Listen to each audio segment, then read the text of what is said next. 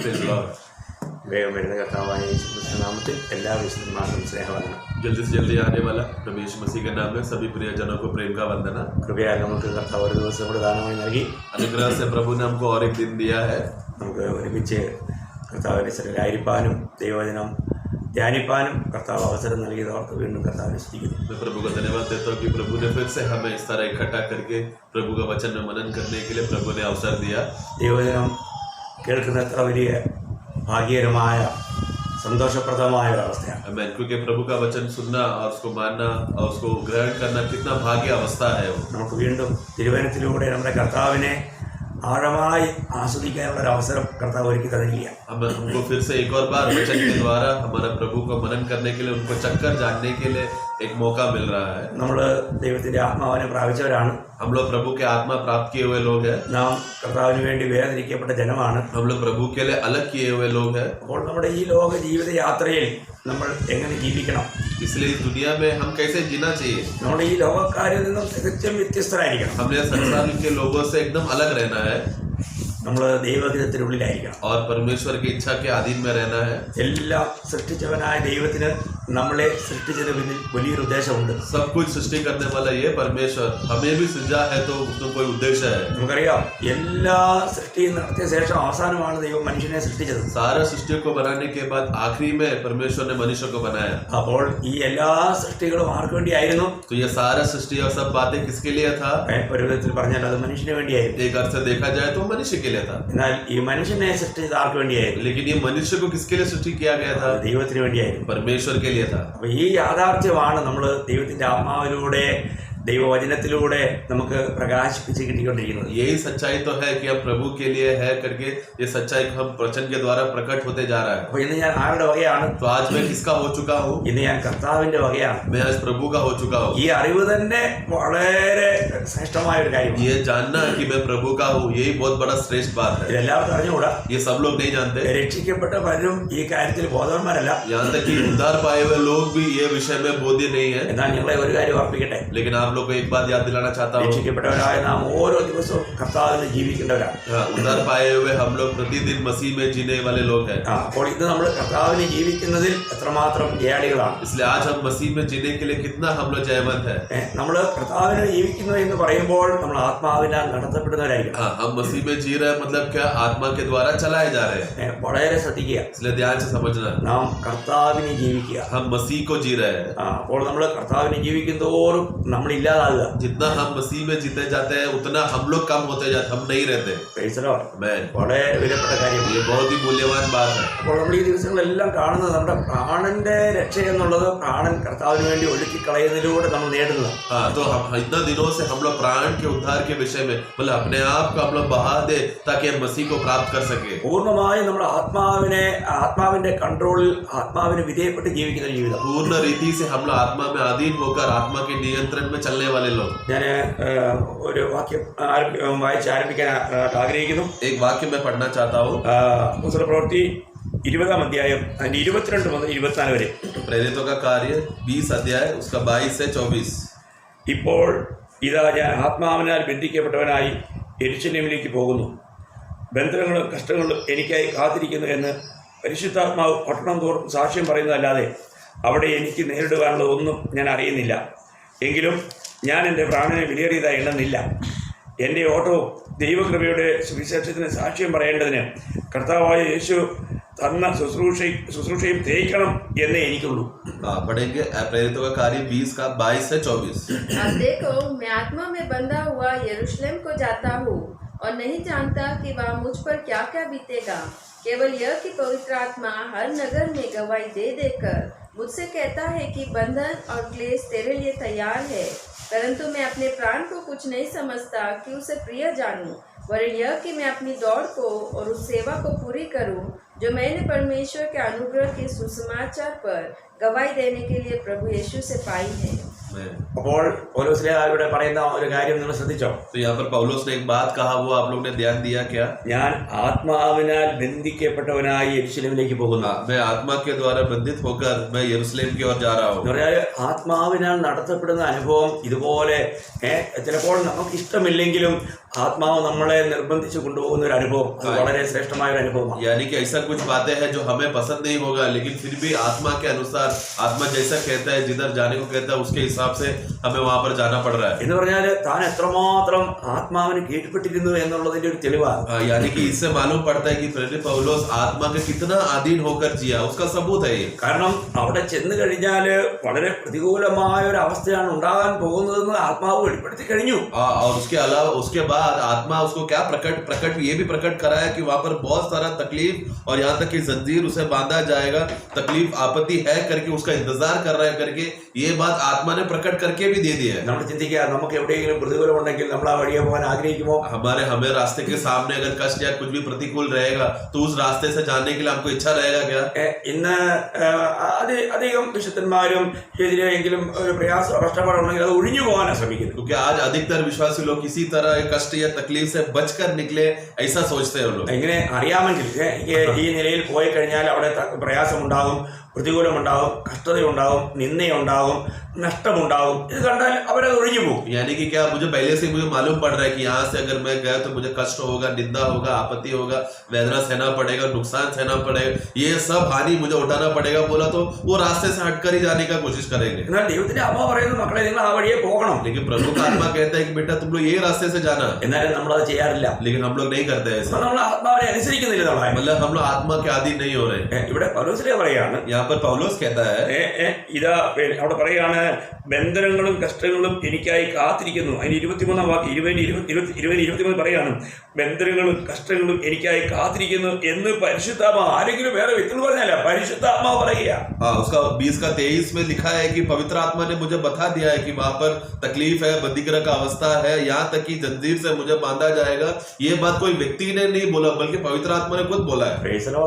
ദൈവത്തിന്റെ ആത്മാവ് ഈ കാര്യം ഓരോ സ്ഥലത്ത് ചെല്ലുമ്പോഴും അത് വെളിപ്പെടുത്തിക്കൊണ്ടിരുന്നു. पवित्र आत्मा जिधर भी पौलुस जाता था उसको एक एक जगह पर ये बातें उसको प्रकट कराते रहा. എന്നാലും താൻ പറയുന്നത്, लेकिन तभी भी वो कहता है, ഞാൻ എന്റെ പ്രാണനെ വിലയേറിയതായി എണ്ണുന്നില്ല. तभी भी वो कहता है कि मैं मेरा प्राण को, मेरा जीवन को मैं मूल्य नहीं समझता. അത് ഞാൻ എന്ത് ചെയ്യാണ്? मैं क्या कर रहा हूँ? ഞാൻ ഈ ഓട്ടത്തിൽ ഓടുമ്പോൾ ഈ ദൈവകൃപയുടെ സുവിശേഷം കർത്താവ് എന്നെ കൊണ്ട് എത്തിക്കുവാൻ ആഗ്രഹിക്കുന്നിടത്ത് എത്തുവാനായിട്ട് ഞാൻ എൻ്റെ പ്രാണനെ ഒഴുക്കിക്കളയാനായിട്ട് തയ്യാറാണ്. ताकि और मुझे ये आनंद की बात है कि मैं ये दौड़ को मैं पूरा कर सकूं और ये सेवा को पूरा कर सकूं जहाँ पर प्रभु मुझे यहाँ पर लेकर जाएगा. और वो क्या है कि ये सुसमाचार का गवाही मैं देते रहूं. वो वहां तक जाने के लिए प्रभु मुझे सहायता कर रहा है. वो दौड़ को मैं पूरा करूंगा. ദൈവമക്കളെ, ഞാൻ ഒരു കാര്യം ഓർപ്പിക്കട്ടെ. इसलिए प्रिय लोगों में एक बात बताना चाहता हूँ. വീണ്ടും ജനിച്ച എല്ലാവരിലും ദൈവത്തിന്റെ ആത്മാവുണ്ട്. नया जन्म पाया हुआ हर एक विश्वासी के अंदर प्रभु का आत्मा है. ആ ആത്മാവിനെ നമ്മൾ എത്രമാത്രം അനുസരിക്കുന്നുണ്ട്. उस आत्मा को हम लोग कितना आगे का पालन करते हैं. നമ്മൾ ഒരിക്കലും ഏകരല്ല. हम लोग कभी भी अकेले नहीं है. കർത്താവിന്റെ ആത്മാവ് നമ്മളോട് കൂടെ ഉണ്ട്. प्रभु का आत्मा हमारे साथ है. ഈ ഒരു കാര്യത്തിൽ നമ്മൾ വളരെ ബോധവാന്മാരാണ്. इस विषय में हमें अच्छी तरह से बोधपूर्वक रहना है. കാരണം കർത്താവ് തന്റെ ശിഷ്യന്മാരെ വിട്ട് സ്വർഗത്തിലേക്ക് പോകുമ്പോൾ ശിഷ്യന്മാരോട് പറഞ്ഞൊരു കാര്യം ഞാൻ നിങ്ങളെ ഓർപ്പിക്കട്ടെ. क्योंकि प्रभु जब अपना चेले को छोड़कर जब वो स्वर्ग में जाते समय में प्रभु ने एक बात उनको याद दिलाया था. നമ്മൾ യോഹന്നാന്റെ സുവിശേഷം അതിന്റെ 14 അധ്യായത്തിന്റെ 16 വാക്യം. യോഹന്നാൻ का सुसमाचार 16 अध्याय उसका 14 अध्याय वाक्य 16. അവിടെ വായിക്കുന്നത് ഇങ്ങനെയാണ്, वहां पर इस तरह पढ़ते हैं, എന്നാൽ ഞാൻ പിതാവിനോട് ചോദിക്കും, അവൻ സത്യത്തിന്റെ ആത്മാവ് എന്ന മറ്റൊരു കാര്യസ്ഥനെ എന്നേക്കും നിങ്ങളുടെ കൂടെ ഇരിക്കേണ്ടതിന് നിങ്ങൾക്ക് തരും. मैं पिता से विनती करूंगा और वो तुम्हें एक और सहायक देगा कि वो सर्वदा तुम्हारे साथ रहे. അപ്പോൾ കർത്താവ് നമ്മളെ ഒരിക്കലും ഒറ്റയ്ക്ക് വിട്ടിട്ടില്ല. इसलिए प्रभु ने कभी हमें अकेला नहीं छोड़ा है. കർത്താവ് നമ്മളോടുകൂടെ ഇരിക്കേണ്ടതിന് കാര്യസ്ഥൻ എന്ന് പറയുമ്പോഴത്തേക്കും പരിശുദ്ധാത്മാവിനോട് പറഞ്ഞിരിക്കുന്നത് കാര്യസ്ഥൻ എന്നാ. കാര്യസ്ഥൻ. तो यहाँ पर प्रभु क्या कहता है कि मैं तुम्हें अकेला नहीं रहूंगा, बल्कि तुम्हारे साथ सदा रहने के लिए एक मददगार को मैं भेज रहा हूँ. मददगार जो पवित्र आत्मा है. അപ്പോൾ അവിടെ ഗ്രീക്ക് ഭാഷയിൽ എഴുതിയിരിക്കുന്നത് പാരാക്ലീറ്റോസ് എന്നാണ്. പാരാക്ലീറ്റോസ്. तो ग्रीक भाषा में उसको पैराक्लीटोस करके लिखा है उस शब्द को. അതിന് അനേക അർത്ഥങ്ങളുണ്ട്. उसको बहुत सा अर्थ बहुत है. അതിന് ആശ്വാസപ്രദൻ എന്നൊരു അർത്ഥമുണ്ട്. उसका एक अर्थ ये है कि एक आश्वासन देने वाला, സഹായി എന്ന് അർത്ഥമുണ്ട്. मददगार है. ആലോചനക്കാരൻ എന്ന അർത്ഥമുണ്ട്. हमें विचार देने वाला. കൗൺസിലർ എന്ന അർത്ഥമുണ്ട്. वो विचार देने वाला. ഉപദേശി എന്ന അർത്ഥമുണ്ട്. ഉപദേശിക്കുന്ന, अच्छा उपदेश देता है, अच्छा निर्णय करके सहायता करने वाला. അപ്പോൾ ഇങ്ങനെ ഒരു വ്യക്തിയാണ് കർത്താവ് തൻ്റെ ശിഷ്യന്മാർക്ക് വാഗ്ദത്തം ചെയ്തത് പരിശുദ്ധാത്മാവ്, ആ പരിശുദ്ധാത്മാവ് എന്നേക്കും നിങ്ങളുടെ കൂടെ ഇരിക്കുന്നതാണ്. इस तरह का एक हमारे लिए दिया जाएगा जो पवित्र आत्मा है, और ये पवित्र आत्मा सदा तुम्हारे साथ रहेगा. അതെത്ര നല്ലൊരു വാഗ്ദത്തമാണ്. वो कितना अच्छा प्रतिज्ञा है प्रभु ने हमको दिया है. അപ്പോൾ ഈ പരിശുദ്ധാത്മാവ് നമ്മളിൽ കുറച്ച് നാളത്തേക്ക് ഇരിക്കാൻ വേണ്ടി വന്നതല്ല. तो पवित्र आत्मा हमारे अंदर थोड़े दिनों के लिए बसने के लिए नहीं आया है. ഈ അറിവും നമുക്ക് വളരെ ശ്രേഷ്ഠമാണ്. ये बात जानना भी बहुत श्रेष्ठ बात है. നമ്മുടെ കൂടെ ആരാളുള്ളത്? हमारे साथ कौन है? പരിശുദ്ധാത്മാവാൻ ദൈവം. पवित्र आत्मा परमेश्वर. അപ്പൊ ഈ പരിശുദ്ധാത്മ നമ്മുടെ കൂടെ ഉണ്ടെന്ന് പറയുമ്പോൾ ത്രിയേക ദൈവം നമ്മുടെ കൂടെ ഉണ്ട്. हमें जो पवित्र आत्मा ही हमारे अंदर है बोला तो त्रिएक परमेश्वर हमारे अंदर है. അപ്പോൾ ഇത് എപ്പോൾ വരെ ഉണ്ട്? ये कभी है നമ്മൾ രക്ഷിക്കപ്പെട്ട നാൾ മുതൽ നമ്മുടെ വീണ്ടെടുപ്പ് നാൾ വരെയും നമ്മുടെ കൂടെ ഉണ്ട്. कब तक है? जब ऐसा सवाल आएगा तो ये बात समझना, जब से हम लोग का नया जन्म हुआ उस दिन से लेकर हमारा छुटकारा का दिन तक पवित्र आत्मा हमारे साथ है. അപ്പോൾ ഈ ദൈവത്തിന്റെ ആത്മാവിന്റെ കൂട്ടായ്മ ഇല്ലാത്ത ഒരു സമയം നമുക്കില്ല. तो मतलब पवित्र आत्मा का संगति हमारे साथ नहीं है करके ऐसा कोई पल या क्षण नहीं है. നമ്മള് എഫേസ്യർ 4:30 ബി പാട്ടിൽ വായിക്കുന്നത് एफेसियों का पुस्तक उसका 4 का 30 का बी पार्ट में हम पढ़ते हैं. അവനാലല്ലോ നിങ്ങൾക്ക് വീണ്ടെടുപ്പ് നാളിനായി മുദ്രയിട്ടിരിക്കുന്നതെന്ന്. हाँ, उसी के द्वारा हमें छुटकारे का दिन हमारे लिए छाप दिया गया है. അപ്പോൾ വീണ്ടെടുപ്പ് നാളിനായി പരിശുദ്ധാത്മാവിനാൽ നമ്മളെ മുദ്രയിട്ടിരിക്കുകയാണ്. हाँ, छुटकारा का दिन के लिए पवित्र आत्मा के द्वारा हमको छाप दिया गया है. അതേ കാര്യം തന്നെ മലയാളത്തിൽ അതിന്റെ 1:14 എഫേസ്യർ 1:14 വായിക്കുന്നുണ്ട്. हाँ, उसी का बात हम एफेसियों 1:14 में हम पढ़ते हैं. പരിശുദ്ധാത്മാവിനാൽ മുദ്രയിട്ടിരിക്കുന്നു. हाँ, तुम पवित्र आत्मा के द्वारा, उसका 13 का आखिरी भाग में तुम पवित्र आत्मा के द्वारा तुम छाप डाले गए हो. അപ്പോൾ നമ്മൾ ശ്രദ്ധിക്കുക. इसलिए समझना, അപ്പോൾ ഈ പരിശുദ്ധാത്മാവ് നമ്മളോട് കൂടെ എപ്പോൾ വരെ ഉണ്ട്? तो ये पवित्र आत्मा हमारे साथ कब तक है? നമ്മുടെ വീണ്ടെടുപ്പ് നാൾ വരെ ഉണ്ട്. हमारा छुटकारा का दिन तक है. ആ സമയം വരെയും ഈ പരിശുദ്ധാത്മാവ് നമ്മളോട് കൂടെ ഇരിക്കുന്നു. उस समय तक पवित्र आत्मा हमारे साथ बना रहता है. അപ്പോൾ കർത്താവ് ശിഷ്യന്മാരുടെ കൂടെ ഇരുന്നപ്പോൾ കർത്താവ് അവരെ ഓരോ കാര്യങ്ങളും പറഞ്ഞ് പഠിപ്പിക്കുകയും അവരെ നടത്തുകയും ചെയ്തു. हाँ, तो प्रभु जब उनके साथ था तो एक एक बातों में उनके साथ रहकर उनको एक एक बातें सिखाता रहा. അപ്പോൾ ഇതുപോലെ തന്നെ उसी तरह ഈ കാര്യസ്ഥനായ പരിശുദ്ധാത്മാവ് നമ്മളോട് കൂടെ ഇരുന്ന് നമ്മളെ ഓരോ കാര്യങ്ങളും നമ്മളെ ഉപദേശിച്ച് വഴി നടത്തും. यही मददगार पवित्र आत्मा भी हमारे साथ सदा रहकर एक एक बातों को हमें समझाकर हमें सहायता करेगा. അപ്പോൾ ഈ പരിശുദ്ധാത്മാവ് നമ്മൾ ചെയ്യുന്ന പ്രവൃത്തികളെ കുറിച്ച് നമ്മൾ ബോധവാന്മാരായിരിക്കണം. इसके लिए पवित्र आत्मा हमारे अंदर क्या कार्य करता है उस विषय का बोध हमें अच्छी रीति से होना चाहिए. നമ്മൾ ഈ ആത്മാവുമായിട്ട് നമ്മൾ ഇടപെടുന്നുണ്ടോ? क्या इस आत्मा के साथ हमारा रिश्ता है क्या? രക്ഷിക്കപ്പെട്ട പലർക്കും ഈ ആത്മാവിന്റെ പ്രവർത്തനങ്ങളെ കുറിച്ച് ശരിക്കും ബോധവാന്മാരല്ല. आज उद्धार पाए हुए अनेक लोगों को पवित्र आत्मा के साथ जो कार्य का लेन देन का विषय वो सब बातें कुछ नहीं जानते. നിങ്ങൾ രക്ഷിക്കപ്പെട്ടു, നിങ്ങൾ വീണ്ടും ജനിച്ചു, ദൈവത്തിന്റെ ആത്മാവിനെ പ്രാപിച്ചു. കാരണം ക്രിസ്തുവിന്റെ ആത്മാവില്ലാത്തവൻ അവനോടവനല്ല. അപ്പോൾ നമ്മളൊരു വിശ്വാസിയാണെങ്കിൽ, ഒരു ക്രിസ്ത്യാനിയാണെങ്കിൽ അവന് ദൈവത്തിന്റെ ആത്മാവുണ്ട്. तो हम लोग उद्धार पाए, नया जन्म पाया, आत्मा हमको मिला जिसके अंदर प्रभु का आत्मा नहीं, वो मसीह का नहीं. इसके लिए ये सब अवस्था में आत्मा में रहकर ताकि हम प्रभु में बने रहे, ये सब अवस्था परिस्थिति प्रभु ने हमको करके दिया है. അപ്പോൾ ക്രിസ്തുവിന്റെ ആത്മാവ് ഉണ്ടെങ്കിൽ अगर प्रभु का आत्मा हम में है तो ഈ ആത്മാവ് നമ്മളിൽ എങ്ങനെ ഉറങ്ങുകയാണോ അതോ നമ്മളിൽ പ്രവർത്തിക്കാം? ये आत्मा हमें सो रहा है कि हमारे अंदर कार्य कर रहा है? ഈ ആത്മാവ് നമ്മളോട് എപ്പോഴെങ്കിലും ഇടപെടാറുണ്ടോ? क्या आत्मा के साथ सदा हमारा रिश्ता बरकरार है क्या? അപ്പോൾ ഈ ആത്മാവ് നമ്മൾ എന്ത് ചെയ്യുന്നു? ये आत्मा हमें क्या करता है? നമ്മൾ യോഹന്നാൻ 14:26 വായിക്കുമ്പോൾ वही യോഹന്നാൻ का सुसमाचार 14 का 26 में हम पढ़ते हैं. അപ്പോൾ എങ്കിലും പിതാവ് എന്റെ നാമത്തിൽ അയപ്പാനുള്ള പരിശുദ്ധാത്മാവെന്ന കാര്യസ്ഥൻ നിങ്ങൾക്ക് സകലവും ഉപദേശിച്ചു തരും.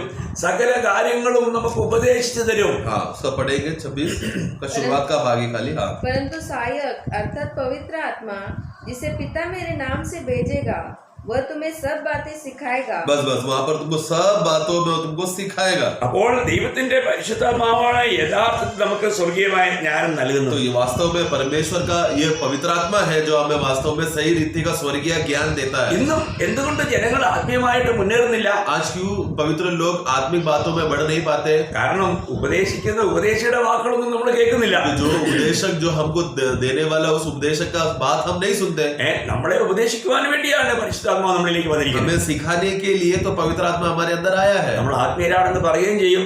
ആത്മാവിന്റെ ഉപദേശം കേൾക്കുകയില്ല. हम लोग आत्मिक है, बोलते भी है, लेकिन आत्मा जो बातें सिखाना चाहता है उसमें हम लोग सुनते नहीं है. ശ്രദ്ധിക്കണേ മക്കളെ. इसलिए ध्यान से समझना प्रिय बच्चों. നമ്മുടെ ദൈവത്തിന്റെ ആത്മാവിനെ പ്രാപിച്ചു എന്ന് പറഞ്ഞുകൊണ്ടുള്ള സന്തോഷവും കൊണ്ട് ജീവിച്ചാൽ മാത്രം പോരാ. ഈ ആത്മാവ് പറയുന്നത് പഠിപ്പിക്കുന്നത് നമ്മൾ കേട്ടനുസരിക്കണം. यस, हमें आत्मा मिला है करके उसमें खुशी नहीं है, बल्कि उससे भी बड़ा खुशी, उससे भी बड़ी बात क्या है कि ये आत्मा हमसे बात कर रहा है, हमें सिखा रहा है, वो बात सुनकर ग्रहण करके उसके आगे के अनुसार चलना भी है. കാരണം ഈ ആത്മാവിന് മാത്രമേ നമുക്ക് ദൈവഹിതം, ദൈവത്തിന്റെ ഇഷ്ടം വെളിപ്പെടുത്തി നമ്മളെ ആ വഴിയിൽ കൊണ്ടുപോകാനായിട്ട് കഴിയും. क्योंकि सिर्फ पवित्र आत्मा को ही परमेश्वर का इच्छा क्या है सही रीति से जानकर हमें उसी में चला सकते हैं. നമ്മൾ 1 Corinthians 2:10 വായിക്കുന്നത്, पहला कोरिन्थी 2:10 में हम पढ़ते हैं, നമുക്കോ ദൈവം തന്റെ ആത്മാവിനാൽ വെളിപ്പെടുത്തിയിരിക്കുന്നു, ആത്മാവ് സകലത്തെയും ദൈവത്തിന്റെ ആഴങ്ങളെയും ആരായുന്നു. हमें पढ़ेंगे पहला कोरिन्थी 2:10. परमेश्वर ने उनको अपने आत्मा के द्वारा हम पर प्रकट किया, क्योंकि आत्मा सब बातें व परमेश्वर की गुड़ बातें भी जांचता है.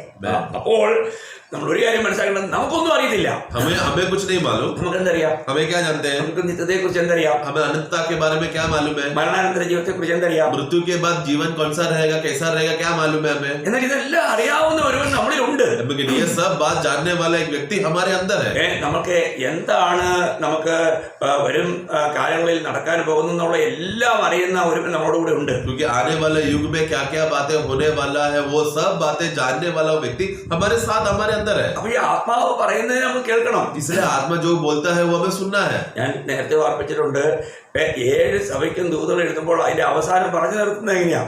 ആത്മാവ് സഭകളോട് പറയുന്നത് എന്തെന്ന് ചെവിയുള്ളവർ കേൾക്കട്ടെ. इसके लिए मैं पहले भी ये बात कहा है प्रकटीकरण का पुस्तक में, जब 7 कलीसिया को अंतिम भाग में उसको लिखते समय में उधर क्या कहता है कि आत्मा कलीसिया को क्या कहता है, जिसके कान है वो सुने. അപ്പോൾ നമ്മള് കർത്താവിന്റെ കൂട്ടായ്മയിലാണെങ്കിൽ ആത്മാവ് പറയുന്നത് നമ്മൾ കേൾക്കണം. इसलिए अगर हम प्रभु के संगति में अगर हम बने हैं तो आत्मा क्या कहता है ये हमें सुनना है. നിങ്ങളൊന്ന് ചിന്തിച്ച്, അവസാനമായിട്ട് ആത്മാവ് പറഞ്ഞത് എപ്പോഴാ കേട്ടെ?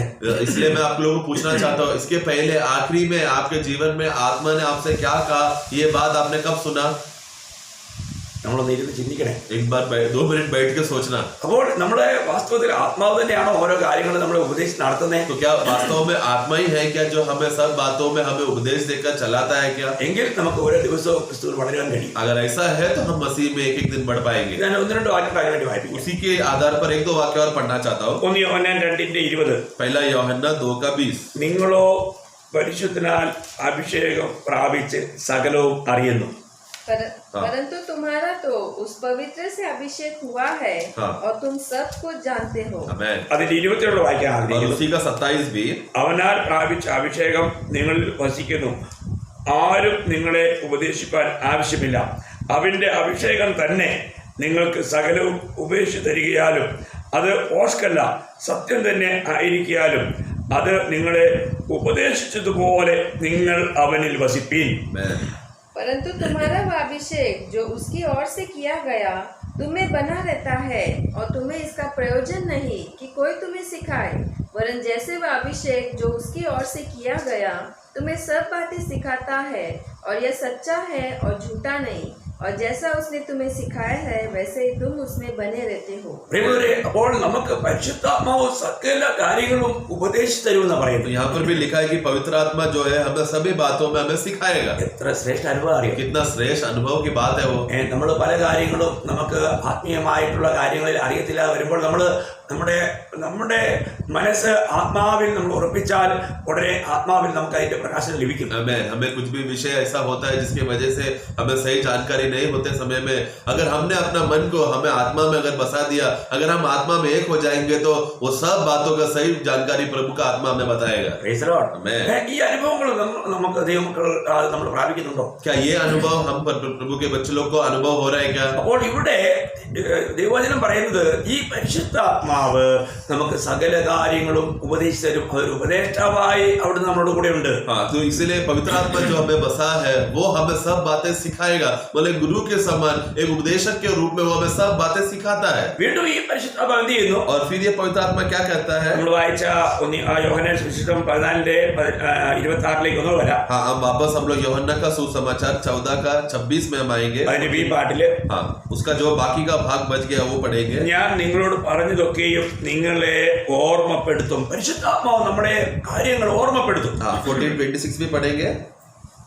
उस 26 का बी पार्ट और मैं जो कुछ मैंने तुमसे कहा है हाँ। वह सब तुम्हें स्मरण कराएगा. तुम्हें याद दिलाएगा, स्मरण कराएगा. അപ്പോൾ നമ്മൾ ചിന്തിക്കണം, ഈ ആത്മാവ് നമ്മളിൽ പ്രവർത്തിച്ചുകൊണ്ടിരിക്കുകയാണെങ്കിൽ നമ്മൾ മറന്നു പോയാലും ദൈവത്തിന്റെ ആത്മാവ് ഓർമ്മിക്കും. आमेन आमेन. तो अगर ये आत्मा अगर आत्मा हमारे अंदर कार्य कर रहा है तो भले भूल जाए लेकिन ये आत्मा हमको याद दिलाएगा. Praise the Lord. आमेन. നമ്മൾ ഈ ആത്മാവിനെ കേൾക്കുന്ന ഒരു അനുഭവം ഉണ്ടെങ്കിൽ പ്രിയമുള്ളവരെ, ഇതൊക്കെ ഓരോ ദിവസവും എന്റെ ജീവിതത്തിൽ ഞാൻ പറഞ്ഞാൽ ഇത് എപ്പോഴും ഞാൻ അനുഭവിക്കുന്ന ഒരു കാര്യം. तो ये अगर आत्मा के द्वारा सही रीति से चलाया जा रहा है तो मैं आप लोगों को बताना चाहता हूँ, मेरा अनुभव में ये प्रतिदिन हमेशा होने वाली बात है. നമ്മൾ अनेक ആത്മീയ കാര്യങ്ങളെ പോലും മറന്നു പോകുമ്പോൾ ദൈവത്തിന്റെ ആത്മാവ് ഉടനെ അത് ഓർപ്പിക്കും. हमें बहुत सी बातें रहता है, हम आत्मिक बातें भूल जाते हैं, लेकिन आत्मा में बना रहेगा तो वो आत्मा हमें याद दिलाता है. അപ്പോൾ നമുക്ക് ദൈവത്തിന്റെ ആത്മാവിൽ നമ്മൾ ജീവിക്കുന്ന ഒരു വ്യക്തിയാണെങ്കിൽ നമ്മൾ മറന്നാലും ആത്മാവ് മറക്കാതെ തക്ക സമയത്ത് നമ്മളെ ഓർമ്മപ്പെടുത്തി തന്റെ കർത്താവിന്റെ മഹത്വത്തിന് വേണ്ടി നമ്മൾ ഉപയോഗിക്കും. तो इसलिए प्रभु की सेवा में जब हम बने रहते हैं, समय में उनके इच्छा के अनुसार जब हम चलते रहते, आत्मा में बसे रहेंगे तो हम कुछ बातें भूल जाएगा तो भी पवित्र आत्मा हमें सही रीति से सब बातें याद दिलाकर उनका सत्य में चलाएगा. പിന്നെ ആത്മാവ് നമ്മളോട് കൂടെ ഇത് ചെയ്യുന്ന കാര്യം എന്താണ്? और फिर उसके बाद आत्मा हमारे साथ बने रहकर क्या करता है?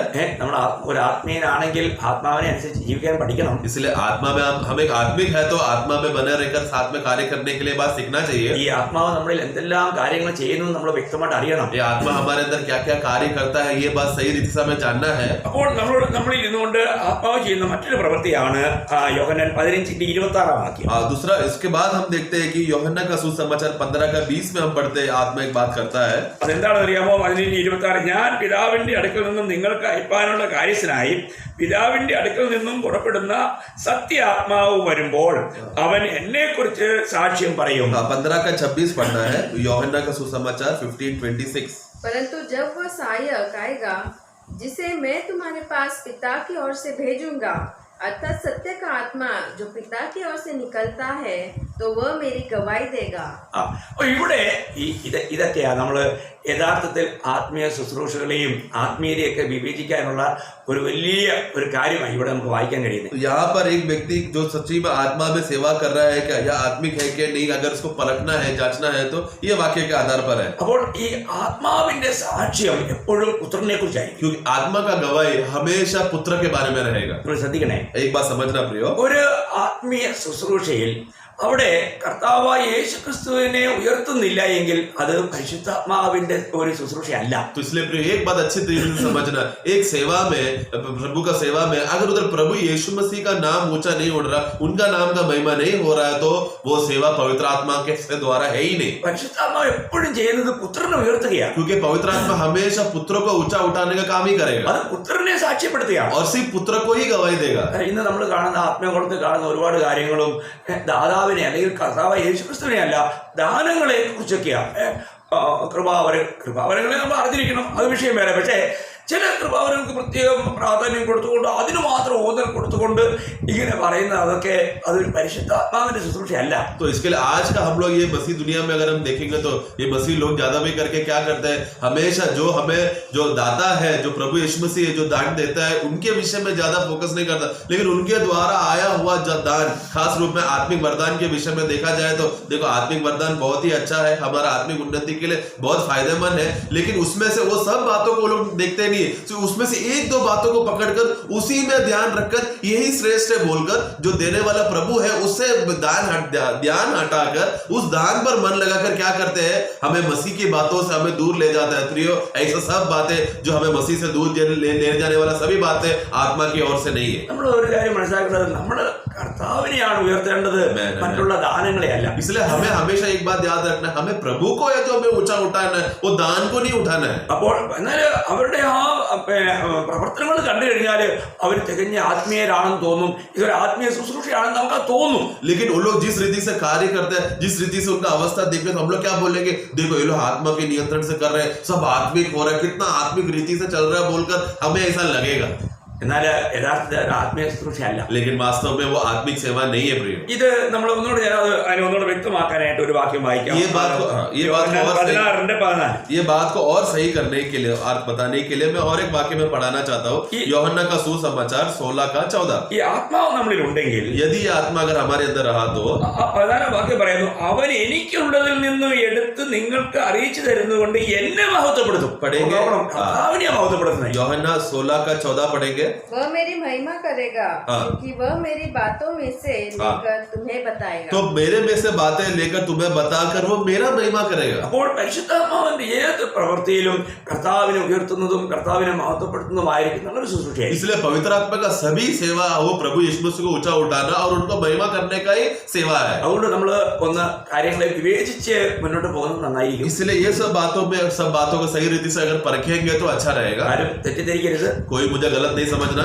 നമ്മൾ യഥാർത്ഥത്തിൽ ആത്മാവിനാൽ നടത്തപ്പെട്ട് ആത്മാവിനെ സൂക്ഷിക്കുന്നുവെങ്കിൽ നമ്മൾ കർത്താവിനെ മാത്രം ഉയർത്തുക. क्योंकि अगर हम वास्तव में आत्मा में बने रहकर आत्मा का सेवा में बने रहेंगे तो ही हम लोग वो सेवा हम लोग ये अवस्था में बढ़ सकता है। അപ്പോൾ നമുക്ക് യഥാർത്ഥത്തിൽ ആത്മാവിനെ നമുക്ക് ഉയർത്തുവാൻ, ആത്മാവിനാൽ നമുക്ക് കർത്താവിനെ ഉയർത്തുവാൻ കഴിയുന്നുണ്ടോ? तो आज हमें आत्मा के द्वारा प्रभु को हमें ऊंचा उठाने का अवस्था हो पा रहा है क्या? വീണ്ടും പരിശുദ്ധാത്മാവ് ചെയ്യുന്ന ആ പ്രവൃത്തി, उसके बाद पवित्र आत्मा जो कार्य करता है, നമ്മള് അതേ യോഹന്നാൻ 16:7-8 വാക്യം വായിക്കുമ്പോൾ, यूहन्ना का सुसमाचार 16 अध्याय उसका 7 और 8 में हम पढ़ते हैं।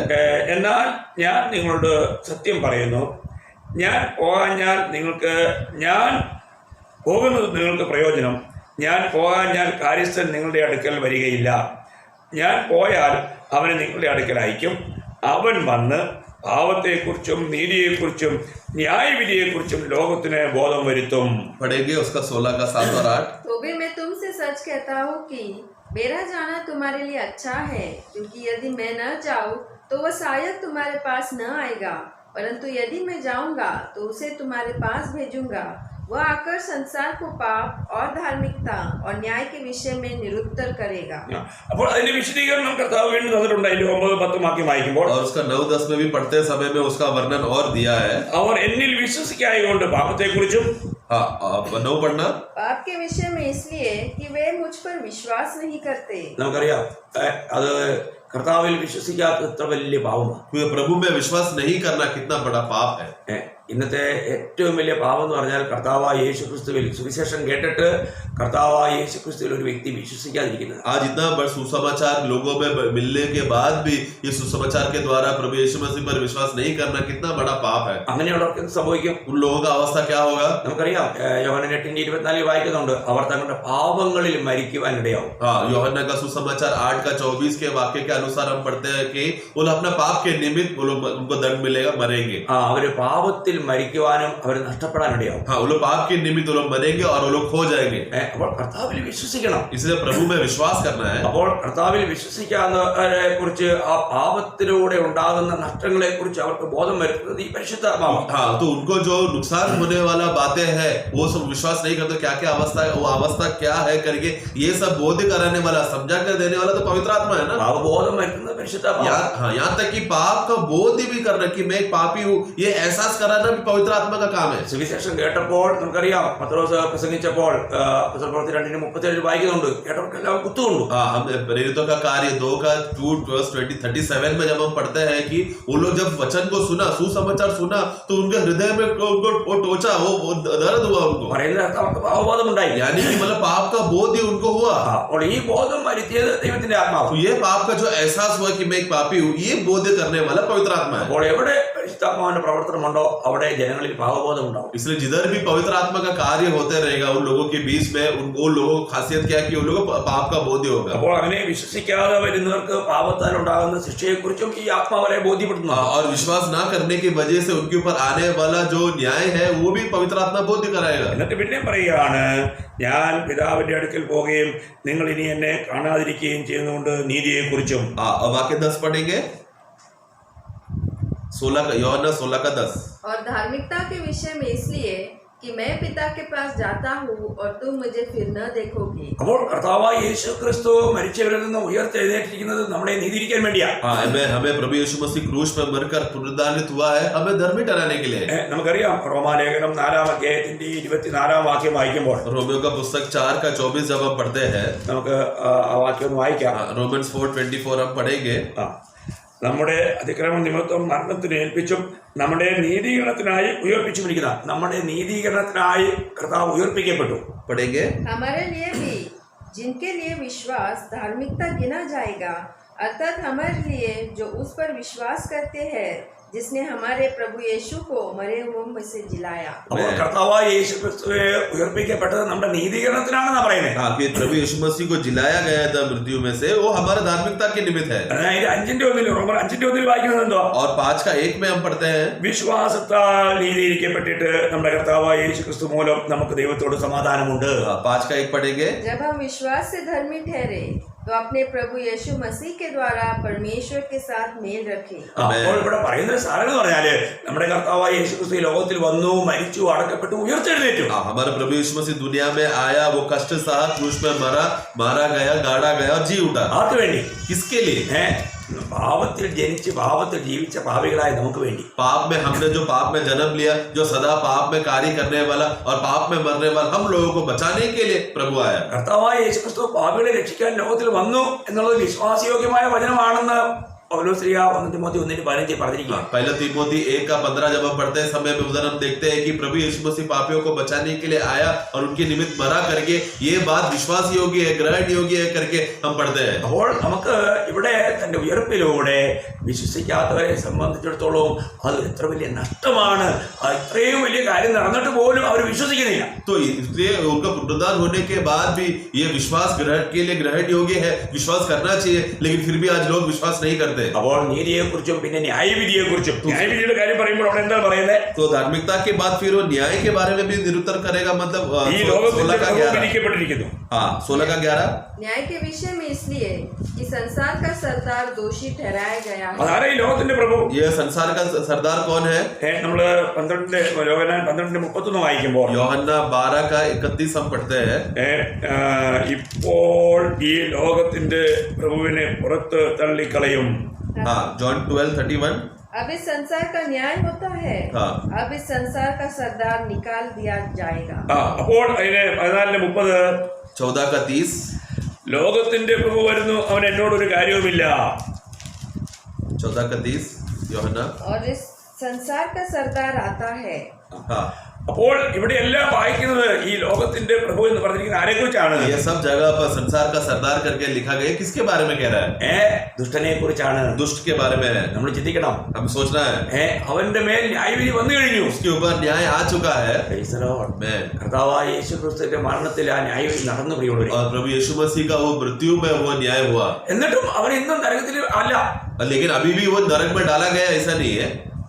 നമുക്കറിയാം, ഒരു വ്യക്തി തൂക്കിക്കൊല്ലാൻ വിധിച്ചു കഴിഞ്ഞാൽ हम जानते हैं जब एक व्यक्ति को तुझे फांसी देगा करके जब सजा जब ऐलान करता है, എന്നിട്ടും അവൻ കുറച്ച് ദിവസം കൂടെ കിടക്കും. तो सजा ऐलान करने के बाद भी तुरंत उसी दिन सजा उसको देता नहीं है, उसको थोड़ा दिन जेल में डाला जाता है। ഇതുപോലെ ഇപ്പൊ ശത്രുവായ പിശാചാരി അതിന് അവൻ അല്പകാലം കൂടെ ഉള്ളത്. उसी तरह सजा ऐलान करने के बाद शैतान को मालूम है अब मुझे थोड़ा ही समय बाकी है।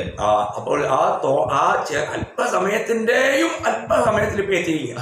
अभी उस अल्प समय थोड़ा सा समय का थोड़ा भाग समय का तो लास्ट भाग में हम पहुंच चुके हैं, वो अवस्था में आ चुका शैतान। വെളിപ്പാട് പുസ്തകത്തിൽ ഇങ്ങനെ ഒരു വാക്യമുണ്ട്, അതിന്റെ 12:12 ആണെന്ന് തോന്നുന്നു. हाँ प्रकटीकरण का पुस्तक 12 अध्याय में जब हम पढ़ते हैं समय में 12:12 അവസാനം 12 का आखिरी भाग में പിശാച് തനിക്ക് അല്പകാലമേ ഉള്ളൂ എന്ന് അറിഞ്ഞ് മഹാക്രോധത്തോടെ നിങ്ങളുടെ അടുക്കൽ ഇറങ്ങി വന്നിരിക്കുന്നു. हाँ शैतान बड़े क्रोध के साथ तुम्हारे पास उतर आया है, हाँ। क्योंकि वह जानता है कि उसका थोड़ा ही समय और बाकी है। हाँ। ഞാൻ ചിന്തിക്കുന്നത് നമുക്ക് ഇനി അല്പസമയം ഉള്ളതെന്നുള്ളത് നമുക്കറിയാമോ? क्या ये बात मैं आपको पूछना चाहता हूँ कि अभी हमारे पास थोड़ा ही समय एकदम आखिरी क्षण बाकी है हमारे लिए इस दुनिया में जीने का विषय, ये बोध आप लोग को है क्या?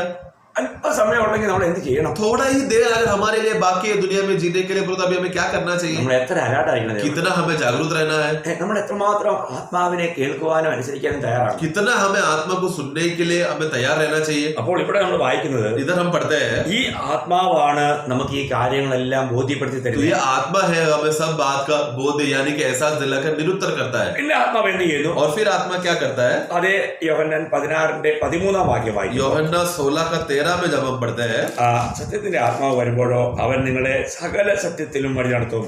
सत्य का आत्मा आएगा तो वो तुम्हें सभी सत्यों की बातों में चलाएगा. ഇവിടെ യഥാർത്ഥത്തിലുള്ള വഴി അറിയാവുന്നത് പരിശുദ്ധാത്മാവിനാണ്. देखो सच्चा रास्ता क्या है करके जानने वाला सिर्फ प्रभु पवित्र आत्मा है. അതുകൊണ്ട് വീണ്ടും ജനിച്ച ഒരു ദൈവത്തിനെ സംബന്ധിച്ചിടത്തോളം ആത്മാവിനെ അനുസരിക്കുക എന്നുള്ളത് നമ്മുടെ ഒരു വലിയ കടപ്പാടാണ്. इसलिए नया जन्म पाए और विश्वासी को आत्मा के अधीन रहकर आत्मा क्या कहता है ये बात मानकर चलना वो एक जवाबदार है.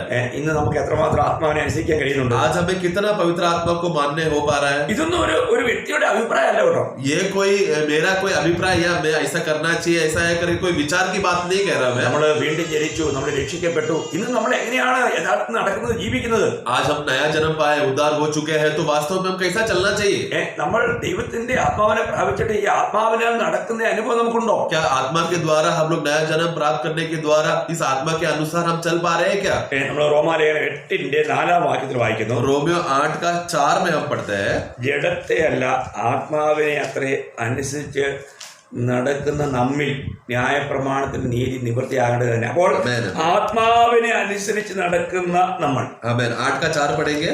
इसलिए कि व्यवस्था की विधि हम में जो शरीर के अनुसार नहीं वरन आत्मा के अनुसार चलते हैं पूरी की जाए. हाँ, आत्मा के अनुसार चलने वालों के लिए. അപ്പോൾ നമ്മൾ ഇന്ന് ആത്മാവിനെ അനുസരിച്ചാണ് നടക്കുന്നതെന്ന് നമുക്ക് പറയാനുള്ള പ്രാഗൽഭ്യമുണ്ടായി. तो इसके लिए आज हमें धैर्य से कहने के लिए होना चाहिए कि मैं आत्मा के अनुसार चल रहा हूँ. നമ്മൾ ഇന്ന് എങ്ങനെയാണ് നടക്കുന്നത്? आज हम कैसा चलते हैं? നമുക്കറിയാം, സദൃശവാക്യം 14:12 വായിക്കുന്നത് ഒരിക്കൽ ഒരു വഴി മനുഷ്യന് ചുവന്ന് തോന്നും, അതിന്റെ അവസാനം മരണം അത്രയെന്ന്. हाँ, द्वितीय वचन का प्रोवर्ब्स में 12:14 का प्रोवर्ब्स 14:12 में हम पढ़ते हैं कि एक बार एक व्यक्ति को जो रास्ता सही लगता है उसके हिसाब से चलता है, लेकिन आखिरी में वो नाश रहता है. നമ്മൾ എത്ര ബുദ്ധിമാനാണെങ്കിലും നമ്മുടെ ബുദ്ധിയിലൂടെ അല്ല നടക്കേണ്ടത്, ആത്മാവിനെ അനുസരിച്ച് തന്നെ നടക്കേണ്ടത്. प्रियो, हमें जो रास्ता सही लगता है वो हमारा बुद्धि के अनुसार हमें लगता होगा सही है, लेकिन हमें उसके अनुसार नहीं, आत्मा जिस हमें चलाता है उसी के अनुसार चलना है. നമ്മൾ സദൃശവാക്യത്തിലും അത് നല്ല ശക്തമായൊരു മുന്നറിയിപ്പുണ്ട്. അതിന്റെ 3-ാം അധ്യായത്തിന്റെ 5-6 വാക്യം. वो नीति वचन 3:5 और 6 में हम पढ़ेंगे. प्रोवर्ब्स 3:5-6. അതിന്റെ സ്വന്തം വിവേകത്തിൽ ഊതരുത്, നിന്റെ എല്ലാ വഴികളിലും അവനെ നനച്ചുകൊള്ളുക, അവൻ നിന്റെ പാതകളെ നേരെയാക്കും. പൂർണ്ണ ഹൃദയത്തോടെ യഹോവയിൽ ആശ്രയിക്കുക എന്ന് പറഞ്ഞാല് സ്വന്തം വിവേകത്തിൽ ഊന്നരുത്. उसका 3:5 पढ़ेंगे. तो अपनी समझ का सहारा न लेना. हाँ, बस अपने समझ का सहारा ना लेना. അത് വളരെ ശക്തമായ മുന്നറിയിപ്പ്. ये बहुत बड़ा एक चेतावनी है. നമ്മള് നമ്മുടെ ബുദ്ധിയിലോ നമ്മുടെ കഴിവിലോ അല്ല ആശ്രയിക്കേണ്ടത്. हमारा बुद्धि और हमारा काबिलता या हमारा समझ पे नहीं हमें भरोसा करना है. ഇന്ന് പലപ്പോഴും പല കാര്യങ്ങളും നമ്മൾ ചെയ്യുന്നത് നമ്മുടെ ബുദ്ധിയിലും നമ്മുടെ കഴിവിലും ഒക്കെയാണ്. ഇവിടെ ഇത് നിത്യതയോടുള്ള ബന്ധത്തിൽ അതെല്ലാം ജഡത്തിൽ നിന്നുള്ള കാര്യങ്ങളാണ്, അതിനൊന്നും പ്രയോജനമില്ല. आज अधिकतर हम लोग हमारा बुद्धि या हमारा काबिलता के हमारे हिसाब से हम लोग चलने के लिए सोचते हैं. फिर ये सब आनंदता में टिकेगा नहीं. Praise the Lord. Praise the Lord. ഇതാ നമ്മൾ പഠിക്കണ്ടേ. ये सब बातें हमें समझना है. നമ്മൾ വീണ്ടും ജനിച്ച ശേഷം നമുക്ക് എത്രമാത്രം ആത്മാവിനാൽ നടക്കുവാനും പ്രവർത്തിക്കുവാനും ഓരോ കാര്യങ്ങൾ ചെയ്യുവാനും കഴിയും എന്നുള്ളത് നമ്മൾ വിചാരിക്കണം. हमें नया जन्म प्राप्त करने के बाद कितना हम लोग आत्मा के अनुसार सही रीति से चलने हो पा रहे हैं कि ये बात को हमें देखना है. നമ്മൾ റോമർ 8:14 വായിക്കുമ്പോൾ रोमियो 8:14 में हम पढ़ते हैं. ദൈവാത്മാവ് നടത്തുന്നവർ ഏവരും ദൈവത്തിന്റെ മക്കളാവും. 8:14 पढ़ेंगे. इसलिए कि जितने लोग परमेश्वर के आत्मा के चलाए चलते हैं वे ही परमेश्वर के पुत्र है. അപ്പോൾ ഇന്ന് നമുക്ക് ദൈവത്തിന്റെ ആത്മാവിനാൽ നടത്തപ്പെടുന്നു എങ്കിൽ മാത്രമേ നമ്മൾ ദൈവമക്കളാണെന്ന് നമുക്കൊരു ഉറപ്പുള്ളൂ വരികയുള്ളൂ. आज हम लोग प्रभु के आत्मा परमेश्वर के आत्मा के द्वारा चलाए जाएंगे तो ही हम परमेश्वर के बच्चे हैं करके ये बात का मजबूती पक्का हम कर सकते हैं. അപ്പോൾ നമ്മൾ ആത്മാവിനെ അനുസരിക്കാതെ വരുമ്പോഴോ, लेकिन अगर आत्मा को मानकर नहीं चलेंगे तो അപ്പോഴെല്ലാം നമ്മൾ ചെയ്യുന്നത് ദൈവഹിതമല്ല, നമ്മുടെ സ്വന്തം ഹിതവും ജഡത്തിന്റെ ഇഷ്ടമായിരിക്കും. तो ऐसा सब समय में हम लोग परमेश्वर की इच्छा नहीं करेंगे, हम लोग हमारा खुद का इच्छा और शारीरिक अभिलाषों को पूरा करेंगे. അതുകൊണ്ടാണ് ഗലാത്യലേഖനം 5:16 നമ്മൾ വായിക്കുന്നത്. इसलिए गलातियों का पुस्तक 5:14 में हम पढ़ते हैं. 5:16 गलेशियंस 5:16 5:16 ആത്മാവിനെ അനുസരിച്ച് നടപ്പീൻ, എന്നാൽ നിങ്ങൾ ജഡത്തിന്റെ മോഹം നിവർത്തിക്കുകയില്ല എന്ന് ഞാൻ പറയുന്നു. हाँ पढ़ेंगे हाँ। आत्मा के अनुसार चलो तो तुम शरीर की लालसा किसी रीति से पूरी न करोगे. हाँ അപ്പോൾ നമ്മൾ ആത്മാവിനെ അനുസരിച്ച് നടക്കുവാനായിട്ടാണ് നമ്മളെപ്പോഴും നമ്മളെ ഏൽപ്പിക്കേണ്ടത് അല്ലെങ്കിൽ ശ്രമിക്കേണ്ടത്. इसलिए हमें हमेशा आत्मा में अधीन होकर आत्मा की इच्छा को क्या जानकर उसी के हिसाब से चलने के लिए हमेशा हमें प्रयत्न करना है. നമ്മൾ ആത്മാവിൽ നമുക്ക് ആ ആലോചന പ്രാപിക്കാൻ കഴിയണം. हमें आत्मा में वो सही विचार और प्रभु आपसे क्या कहना चाहता है वो बातें हमें समझना चाहिए. ആത്മാവ് നടത്തുന്ന പാതയിലൂടെ നമ്മൾ നടക്കണം. आत्मा जो चलाना चाहिए वो रास्ते से हमें चलना चाहिए. ഇതാണ് വീട്ടിൽ ജനിച്ച ഓരോ വിശുദ്ധനും ചെയ്യേണ്ടത്. यही एक नया जन्म पाया हुआ हर एक पवित्र जन करना चाहिए. അതിന് 25-ാം വാക്യം പറയുന്നു. उसी का 25 में भी हम पढ़ते हैं ആത്മാവിനാൽ നാം ജീവിക്കുന്നു എങ്കിൽ ആത്മാവിനെ അനുസരിച്ച് നടക്കുകയും ചെയ്യുക. पढ़ेंगे. यदि हम आत्मा के द्वारा जीवित है तो आत्मा के अनुसार चले भी.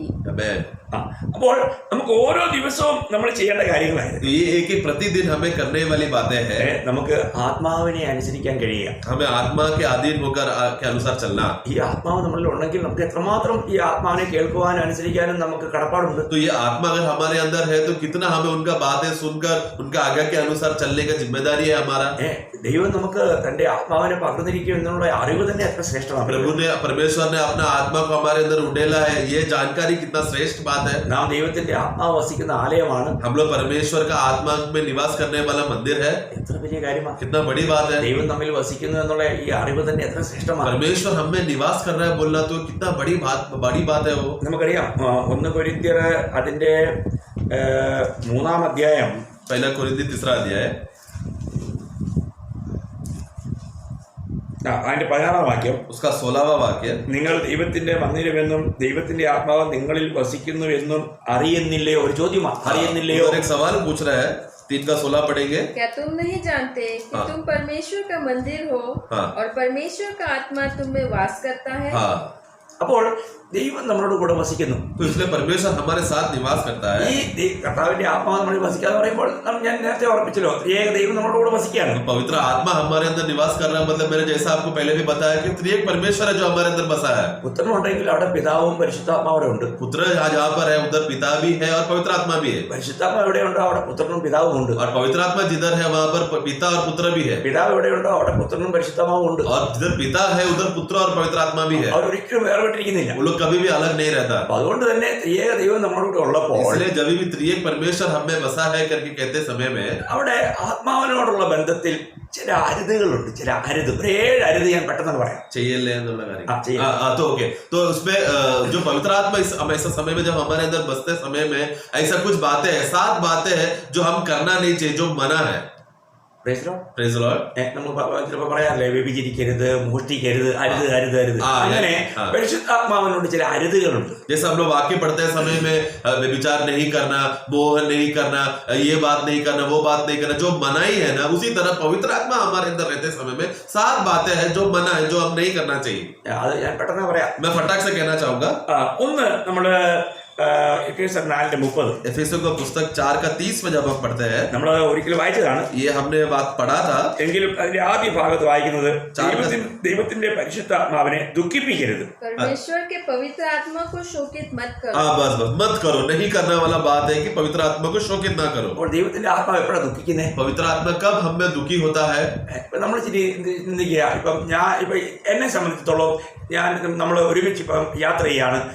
ഞാൻ നിങ്ങളെ സ്നേഹിക്കുന്നു, നിങ്ങളോട് പറഞ്ഞിട്ടൊരു കാര്യം നിങ്ങൾ കേട്ടില്ലെങ്കിൽ എനിക്കത് ദുഃഖമായിരിക്കും. तो उदाहरण के रूप में हम लोग सब साथ में यात्रा कर रहे हैं. यात्रा करते समय में मैं आपको एक बात बता रहा हूँ कि ऐसा मत करो, वैसा मत करो. अब मैं आपसे बहुत प्रेम करता हूँ और हम लोग साथ में संगति में चल रहे हैं और मैंने आपको कुछ बोला नहीं करने के लिए, यदि अगर आपने कर दिया तो मुझे बहुत दुख होगा. കാരണം ഞാൻ ഏതെങ്കിലും അരുതെന്ന് പറയുകയാണെങ്കിൽ അത് മോശമായിട്ടുള്ള കാര്യമായിരിക്കും. हाँ, तो अगर कुछ बात नहीं करना या कुछ बातों के लिए अगर मना कर रहा हूं तो वो कार्य कुछ बुरा कार्य होगा, इसके लिए मैंने मना किया.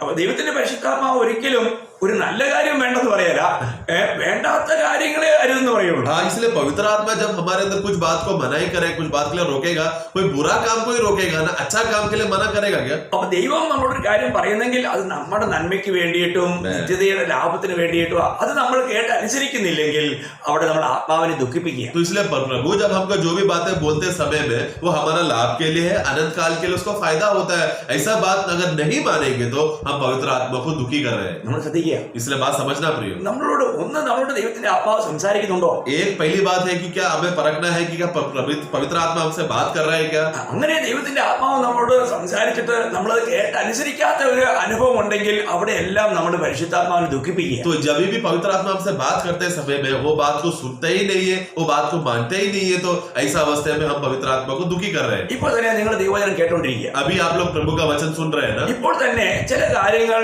നിങ്ങളുടെ ജീവിതത്തിൽ പാടില്ല എന്ന് വചനത്തിലൂടെ ദൈവാത്മാവ് ഓർപ്പിച്ചു. അത് നിങ്ങൾ വീണ്ടും ചെയ്താൽ ദൈവത്തിന്റെ ആത്മാവിനെ നിങ്ങളിൽ തന്നെയുള്ള ദൈവത്തിന്റെ ആത്മാവിനെ നിങ്ങൾ ദുഃഖിപ്പിക്കുക. हाँ, तो अभी वचन सुनते समय में वचन के आधार पर ही कुछ बातें आपको आपके अंदर एहसास दिलाएगा, पवित्र आत्मा आपको बोध दिलाएगा, देखो ये सब बातें गलत है, जो नहीं करना चाहिए. वो बात आपको वो मालूम पड़ने के बाद वो जाकर आपने कर दिया, वो गलती जो बनाई था वो करते समय में पवित्र आत्मा को हम दुखी कर रहे हैं. Praise the Lord. നമ്മുടെ ദൈവത്തിന്റെ ആത്മാവിനെ ദുഃഖിപ്പിക്കുന്നുണ്ടോ? क्या इसलिए हम पवित्र आत्मा को हम दुखी कर रहे हैं क्या? ഇന്ന് നമുക്കറിയാം, അങ്ങനെ നമ്മളിപ്പോ ഒരു വ്യക്തി നമ്മൾ പറഞ്ഞിട്ടൊന്നും കേൾക്കുന്നില്ലെങ്കിൽ പിന്നീട് നമ്മൾ എന്ത് ചെയ്യും? പിന്നീട് നമ്മൾ ആ വ്യക്തിയോടെയുള്ള ആ സംഭാഷണം നിർത്തിക്കളയും. तो अगर एक व्यक्ति को जब हम लोग बात बोलने के बाद और वो व्यक्ति अगर नहीं सुन रहा है तो कुछ देर के बाद वो अवस्था क्या होता है, हम उनसे बात ही नहीं करते. ശ്രദ്ധിക്കണം. आप लोग समझना एक बात. അപ്പൊ ഇന്ന് പലരോടും പരിശുദ്ധാത്മാവ് സംസാരിക്കുന്നില്ല. കാരണം പരിശുദ്ധാത്മാവ് പറഞ്ഞതൊന്നും ഈ വ്യക്തി കേൾക്കുന്നുമില്ല, അനുസരിക്കുന്നുമില്ല. അതുകൊണ്ട് ദുഃഖിതനായിട്ട് ആത്മാവ് ഇരിക്കുകയാണെങ്കിൽ ആത്മാവിന്റെ തുടർന്നുള്ള സംഭാഷണങ്ങൾ പിന്നെ നമുക്ക് കേൾക്കാൻ പറ്റാത്തൊരവസ്ഥ. तो आज बहुत से विश्वासियों के साथ पवित्र आत्मा बातें नहीं कर रहा, क्योंकि पहला जो भी बातें बताया वो बात सुनता नहीं, मानता नहीं, ग्रहण नहीं कर रहा, उनके इच्छा के अनुसार नहीं चल रहा, जिसकी वजह से पवित्र आत्मा दुखी हो गया. दुखी होने के इसलिए ऐसा अवस्था में क्या है, पवित्र आत्मा आगे की बातें हमें बताएगा नहीं. അങ്ങനെയുള്ള ഒരു അവസ്ഥ ഇന്ന് അനേക വിശുദ്ധന്മാരുടെ ജീവിതത്തിലുണ്ട്. इस तरह का अवस्था परिस्थिति बहुत से विश्वासियों में है. വളരെ ദുഃഖത്തോടെ പറയട്ടെ ദൈവമക്കളെ, നമ്മൾ പരിശുദ്ധാത്മാവിനെ ദുഃഖിപ്പിക്കരുത്. इसलिए मैं बहुत दुख से मैं कहना चाहता हूँ, प्रियो पवित्र आत्मा को दुखी ना करे. നമ്മൾ അങ്ങനെ ആത്മാവിനെ ദുഃഖിപ്പിച്ചിട്ടുണ്ടെങ്കിൽ നമ്മൾ നിശ്ചയമായിട്ടും ക്ഷമ ചോദിക്കണം. अगर वास्तव में अगर हमने दुखी किया है तो हमें क्षमा मांगना है. നമുക്ക് ആത്മാവിന്റെ സ്വരം കേൾക്കുവാൻ കഴിയണം. हमें आत्मा का उस स्वर को, उस आवाज को सुनने होना चाहिए. ആത്മാവിനെ അനുസരിക്കാനുള്ള ഒരു മനോഭാവം നമുക്ക് എപ്പോഴും ഉണ്ടായിരിക്കണം. आत्मा को मानने का एक इच्छा हमेशा हमारे अंदर होना चाहिए. നമ്മൾ ഇച്ചിരി മുമ്പെല്ലാം വായിച്ചു നമ്മൾ ആത്മാവിനെ അനുസരിച്ച് നമ്മൾ നടക്കേണ്ടവരാണ്. थोड़ी देर पहले हमने बहुत से वाक्य पढ़ा कि आत्मा के अधीन होकर चलो, आत्मा का बात मानकर चलो. ഈ ആത്മാവ് ചെയ്യുന്ന പ്രവൃത്തികളൊക്കെ നമ്മൾ കണ്ടുകൊണ്ടിരിക്കുന്നത്. और आत्मा जो कार्य कर रहा था उसके बारे में हम देख रहे थे ना. അതെല്ലാം നമ്മുടെ ജീവിതത്തിൽ എത്ര നേട്ടവും എത്ര നല്ലതും നിത്യതയ്ക്ക് വേണ്ടി എത്ര ലാഭവുമാണ് നമ്മൾ കാണണം. और ये सब बातें हमारे लिए कितना लाभदायक है, कितना फायदा होने वाला, ये सब बातें हमें देखना है. നമ്മള് ആത്മാവിനോടുള്ള ബന്ധത്തിൽ ഇനിയും ഒരു അരുത് നമുക്ക് വായിക്കാൻ കഴിയുന്നത് 1 തെസ്സലോനിക്കർ 5:19 हाँ, दूसरा बात जो बनाई है वो हम देखते हैं कि पहला തെസ്സലോനി 5:19 में. അവിടെ വായിക്കുന്നത് ആത്മാവിനെ കെടുക്കരുത്. हाँ, 5:19 पढ़ेंगे. पहला തെസ്സലോനിയോ आत्मा को ना बुझाओ. आत्मा को ना बुझाओ. ആത്മാവിനെ കെടുത്തരുത്. आत्मा को ना बुझाओ. നമുക്ക് ഇത് ആത്മാവ് ഒരു തീയാണെന്ന് പറയുന്നത്. തീ. हाँ, हम देखते हैं कि आत्मा जो है उसको आग के साथ तुलना किया है. ആത്മാവിനെ വിവിധ വചനത്തിൽ നമുക്ക് കാണാൻ കഴിയും. आत्मा को अलग अलग रीतियों से हम वचन में हम देख सकते हैं. അപ്പോൾ ഇവിടെ ആത്മാവിനെ തീയായിട്ടാണ് പറഞ്ഞിരിക്കുന്നത്. यहाँ पर आत्मा को आग के रूप में तुलना किया है. അപ്പോൾ അങ്ങനെയാണെങ്കിൽ നമുക്ക് ആ ആത്മാവിലുള്ള എരിവ്, ആത്മാവിലുള്ള ആ തീഷ്ണത ഒരിക്കലും നമ്മൾ നഷ്ടപ്പെടുത്തരുത്. इसके लिए हमें आत्मा के द्वारा जो वो जलन है, जो उत्तेजना जो हमारे अंदर कार्य करता है, उसको कभी बुझाए ना. ഇന്ന് ആത്മീയരില് ആ ഒരു ജ്വലിക്കുന്ന ആ എരിവുള്ള ഒരു അനുഭവം പലരിലും കാണുന്നില്ല. आज बहुत से लोगों में आत्मा में वो जलन से वो कार्य करने का, वो उत्तेजना से कार्य करने का विषय में वो उत्तेजना उनमें दिखता ही नहीं है. അവരൊരു തണുത്ത മട്ടായി. एक ठंडा अवस्था हो गया. ഇവിടെ നമ്മൾ ഒരിക്കലും ആത്മാവിനെ കെടുത്തരുത്. इसलिए हमें कभी भी आत्मा को बुझाना नहीं. നമ്മളിൽ ആത്മാവ് ജ്വലിച്ചുകൊണ്ടിരിക്കണം. हमारे में आत्मा जलते रहना चाहिए. നമ്മള് റോമാലേഖനം 12-11 വായിക്കുമ്പോൾ रोमियो 12:11 में हम पढ़ते हैं, ഉത്സാഹത്തിൽ മടുപ്പില്ലാതെ ആത്മാവിൽ എരിവുള്ളവരായി കർത്താവിനെ സേവിപ്പീൻ. हमें पढ़ेंगे 12:11 रोमियो. आत्मिक उन्माद में भरे रहो और आगे प्रभु की सेवा करते रहो. पूरा पढ़ना. प्रयत्न करने में आलसी न हो. हाँ, आत्मिक उन्माद में भरे रहो. हाँ, प्रभु की सेवा करते रहो. आत्मिक उन्माद यानी वो उत्तेजना, आत्मा जो जलन से हमारे अंदर कार्य करने का विषय है, उसमें उत्तेजना से करते रहो. എന്ന് പറഞ്ഞാല് നമ്മള് വളരെ ആത്മീയ കാര്യങ്ങളിൽ ആത്മാവ് ശക്തിയോടെ നമ്മളെ പ്രഭാവം ഇട്ട് നടത്തുന്ന ഒരു അനുഭവത്തിലൂടെ നമ്മൾ ജീവിക്കേണ്ടത്. यानी कि आत्मा का विषय में, आत्मा जब चलाते समय में आत्मा का एक अच्छा प्रभाव के बहाव से एक सामर्थ्य से चलाने वाला अवस्था एक विश्वासी के अंदर होना चाहिए. നാം ഏത് കാര്യങ്ങൾ ചെയ്യുമ്പോൾ ആത്മാവിൽ എരിവുള്ളവരായി ചെയ്യണം. हमने इसलिए हमें जो भी कार्य करते समय में आत्मा से जलन के मन से करना है. നമ്മള് ഗലാത്യർ 4:18 വായിക്കുമ്പോൾ गलातियों का पुस्तक उसका 4:18 में हम पढ़ते हैं. ഞാൻ 4:18 നിങ്ങളോട് കൂടെ ഇരിക്കുമ്പോൾ മാത്രമല്ല എല്ലായ്പ്പോഴും നല്ല കാര്യത്തിൽ എരിവ് കാണിക്കുന്നത് നന്ന്. നല്ല കാര്യത്തിൽ എരിവ് കാണിക്കുന്നത് നന്ന്. मैं पढ़ेंगे 4:18. और यह भी अच्छा है कि भली बात में हर समय मित्र बनाने का यत्न किया जाए, न केवल उसी समय की जब मैं तुम्हारे साथ रहता हूँ. हर समय में जलन से कार्य करना चाहिए. അപ്പോൾ ഞാനിവിടെ പറയുന്ന കാര്യം പറഞ്ഞാല് നമ്മൾ ഒരിക്കലും ആത്മാവിൽ നമ്മൾ ചെയ്യേണ്ട കാര്യങ്ങളിൽ ഒരു മന്ദത വരുത്താൻ പാടില്ല, ഒരു തീഷ്ണതയുടെ കുറവുണ്ടാകാൻ പാടില്ല. എരിവോടുകൂടി തീഷ്ണമായിട്ട് ഉത്സാഹത്തോടു കൂടി കർത്താവിന് മാത്രപ്പെടുത്തണം. ഇല്ലെങ്കിൽ നമ്മൾ ആത്മാവിനെ എന്ത് ചെയ്യാണ്, ഒരു നിലയിൽ ആത്മാവിനെ കെടുത്തി കളയുക. तो इसके लिए हमें आत्मा का जो भी कार्य करते समय, आत्मिक बातें करते समय हमेशा एक उत्तेजना होना चाहिए. एक जलन रूपी से प्रभु के साथ तीव्रता से खुशी से करना है. आलसपन या ऐसा दुखी से अगर करेंगे तो हम लोग आत्मा को बुझाने का अवस्था हो जाएगा. അപ്പോൾ നമ്മൾ ഇന്ന് ആത്മാവിനെ കെടുത്തുന്ന അനുഭവം ഉണ്ടോ? इसलिए आज आत्मा को बुझाने का अवस्था हमारे अंदर है क्या? ആത്മീയ കാര്യങ്ങളിൽ നമുക്ക് ഉത്സാഹമില്ലാത്ത ഒരു അനുഭവം ഉണ്ടോ? आत्मिक विषय में हमें उत्साह नहीं, कम है, ऐसा है क्या? ആത്മാവിൽ നമ്മൾ എരിവില്ലാത്തവരായി മാറുന്നു. आत्मा में जलन के विषय में कम है क्या? വീണ്ടും നമ്മൾ വായിക്കുന്നത്, और फिर हम तीसरा बात हम देखते हैं അവിടെ മർക്കോസ് 3:29 मरकोस का पुस्तक 3:29 में है. പരിശുദ്ധാത്മാവിന്റെ നേരെ ദൂഷണം പറയുന്നവനോ ഒരു നാളും ക്ഷമ കിട്ടാതെ നിത്യശിക്ഷയ്ക്ക് യോഗ്യനാകും. അവിടെ നമ്മൾ ചിന്തിക്കുക, പരിശുദ്ധാത്മാവ് എന്ന് പറഞ്ഞാൽ ഇവിടുത്തെ വിഷയം ദൂഷണം എന്ന് പറഞ്ഞാൽ പരിശുദ്ധാത്മാവിനെ ദുഷിക്കരുത്. 3:29 पढ़ेंगे. परंतु जो कोई पवित्र आत्मा के विरोध निंदा करे, हाँ. वह कभी भी क्षमा न किया हाँ, जाए. तो यहाँ पर जो विषय है हमारा सिर्फ विषय निंदा का विषय हम लेना चाहते हैं. അപ്പോൾ ഇവിടെ പരിശുദ്ധാത്മാവിനെ ദുഷിക്കരുത്, ദുഷിക്കാൻ പാടില്ല. यानी कि यहाँ पर लिखा है कि पवित्र आत्मा को निंदा न करे. അപ്പൊ ഇവിടുത്തെ വിഷയം നമുക്കറിയാം. यहाँ का विषय आप लोग जानते हैं. കർത്താവ് പരിശുദ്ധാത്മ നിറവോടുകൂടി അനേക വലിയ കാര്യങ്ങൾ അന്ന് ജനത്തിനിടയിൽ ചെയ്തു. तो उन दिनों में प्रभु पवित्र आत्मा से भरकर वीर और आश्चर्य अद्भुत कार्य लोगों के बीच में किया था. അപ്പോൾ ആ പ്രവർത്തനങ്ങളെ കണ്ടു കഴിഞ്ഞപ്പോൾ അന്ന് അവിടെ ഉണ്ടായിരുന്ന മതശ്രേഷ്ഠന്മാരായ ശാസ്ത്രിമാരും പുരോഹിതന്മാരും എല്ലാം പറഞ്ഞത് അവന് ബേൽസെബൂലുണ്ടെന്നും ഭൂതങ്ങളുടെ തലവനെ കൊണ്ടാണ് ഇതൊക്കെ ഭൂതങ്ങളെ പുറത്താക്കുന്നതൊക്കെ അതേ അധ്യായത്തിന്റെ 22 പറയുന്നു. हाँ, तो उधर क्या, तो इस तरह का अद्भुत कार्य वीर कार्य करते समय में वही मरकुस 3:22 में उधर का शास्त्री और प्रमाणी जो उस समय का धर्म गुरु लोग थे, वो लोग सब क्या बोलने लगा, ये बेल्जेबुल नाम का दुष्ट आत्मा का जो गुरु है, अधिकारी है, उसके नाम से ये दुष्ट आत्मा को बाहर निकालता है करके वो लोगों ने आरोप डाला. പ്രിയമുള്ളവരെ, നമുക്കറിയോ ഇന്ന് ഈ ലോകത്തിലെ ജനങ്ങൾ ചെയ്യുന്ന ഏറ്റവും വലിയ പാപം ക്ഷമ ലഭിക്കാത്ത പാപമായിട്ടാണ് കർത്താവ് പറയുന്നത്. കർത്താവായ യേശുക്രിസ്തുവിൽ അശുദ്ധാത്മാവ് ഉണ്ടായിരുന്നു, അതിലൂടെ ആ കാര്യങ്ങൾ ചെയ്തുവെന്ന് ചിന്തിക്കുകയോ പറയുകയോ ചെയ്യുന്ന ഒരു വ്യക്തിയുടെ പാപം ഒരു കാലത്തും ക്ഷമിക്കപ്പെടുകയില്ലെന്ന് കർത്താവ് പറഞ്ഞു. तो यहाँ पर देखो, आज संसार के लोग जो सबसे बड़ा पाप जो यीशु मसीह के खिलाफ कर रहा है वो ये क्या है कि यीशु मसीह उस समय जब कार्य करते समय में दुष्ट आत्मा के मदद से सहायता से सब कार्य करने वाला अवस्था से वो कर रहा था करके. प्रियो, ऐसा जो बोलता है सोचता है ऐसा उनका पाप कभी भी क्षमा नहीं होगा करके वचन हमको याद दिलाता है. നമുക്കറിയാം കർത്താവായ യേശുക്രിസ്തുവിന്റെ ദൈവത്വത്തെ നിഷേധിക്കുന്ന അനേകരുണ്ട്. आज भी प्रभु यीशु मसीह का परमेश्वरत्व को नकारने वाला आज भी बहुत सारे लोग हैं. അപ്പോൾ അങ്ങനെയുള്ളവർ എന്റെ സംസാരത്തിൽ ഇങ്ങനെയുള്ള പല കാര്യങ്ങളും പറഞ്ഞ് അവതരിപ്പിക്കാറുണ്ട്. इस तरह लोग जाने अनजाने में इस तरह के बातें, बहुत से बातें वो लोग बोलते हैं, यीशु को निंदा करने के लिए बहुत से बातें बोलते हैं वो लोग. എന്നാൽ തിരുവചനം അല്ലെ കർത്താവ് പറഞ്ഞു ആ പാപം ഒരിക്കലും ക്ഷമിക്കപ്പെടുകയില്ല. तो वचन कहता है कि इस तरह का पाप कभी क्षमा नहीं होगा. ദൈവമക്കൾ ഒരിക്കലും അങ്ങനെ ചെയ്യില്ല. परमेश्वर के बच्चे लोग ऐसा पाप नहीं करते. കർത്താവിൽ അങ്ങനെ ഒരു കാര്യം ഉണ്ടായിരുന്നു ആരും പറയാം. क्योंकि प्रभु के बच्चे कभी भी प्रभु में ऐसा था करके वो लोग नहीं बोलते. എന്നാൽ കർത്താവിലല്ലാത്ത ജനങ്ങൾ അങ്ങനെയുള്ള കാര്യങ്ങൾ പറഞ്ഞ് വഞ്ചിക്കപ്പെടാം. लेकिन जो प्रभु में नहीं है, जिनके अंदर प्रभु का आत्मा नहीं है, वो लोग इस तरह का धोखा खाकर ये गलती कर सकते हैं। എന്നാൽ ദൈവകൃപ പ്രാപിച്ചവരും ചിലപ്പോൾ ചില ആത്മാവിനെതിരെ ചില പാവങ്ങൾ ചെയ്യാം. लेकिन फिर भी विश्वासी होने के बाद भी ऐसा कुछ लोग परमेश्वर के खिलाफ पाप कर सकते हैं। ആ അരുതുകളൊന്ന് ശ്രദ്ധിക്കണേ. वो बातों को हमें मनाई है, ആ അരുതുകൾ ഒന്ന് ശ്രദ്ധിക്കണം. हाँ, वो मनाई को हमें ध्यान देना है। ഞാൻ ചില കാര്യങ്ങൾ ഓർപ്പിക്കാം. कुछ बातों को मैं याद दिलाता हूँ। എബ്രായ ലേഖനം 10-29 इब्रानियों 10:29 അവിടെ നമ്മൾ വായിക്കുന്നത് ആത്മാവിനെ നിന്ദിക്കരുത്. वहां पर हम देखते हैं कि आत्मा को निंदा ना करना। പലരും എന്ത് ചെയ്യുന്നു? अनुग्रह का आत्मा को निंदा किया। അപ്പോൾ നമ്മൾ ആത്മാവിനെ നിന്ദിക്കാൻ പാടില്ല. उधर भी देखो, अनुग्रह का आत्मा को निंदा ना करे।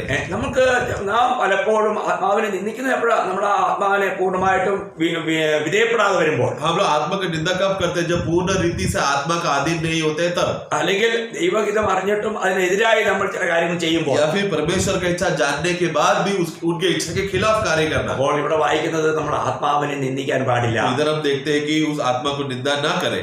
മറ്റൊരു കാര്യം ഞാൻ പറയാം. फिर उसके बाद हम देखते हैं പ്രവൃത്തി 5-9 प्रेरितों का कार्य 5:9 में हम पढ़ते हैं, Acts 5:9। എന്ന് പറഞ്ഞാല് നമ്മുടെ ജീവിതത്തിൽ സംഭവിക്കാവുന്ന ചില അറിവുകളിൽ വരുന്ന തെറ്റുകളാണ്. मतलब हमारे जीवन में कुछ ऐसा गलतियां जो जाने अनजाने में हम कर बैठते हैं। നമ്മൾ ആത്മാവിനെ പരീക്ഷിക്കരുത്. उसे पढ़ेंगे।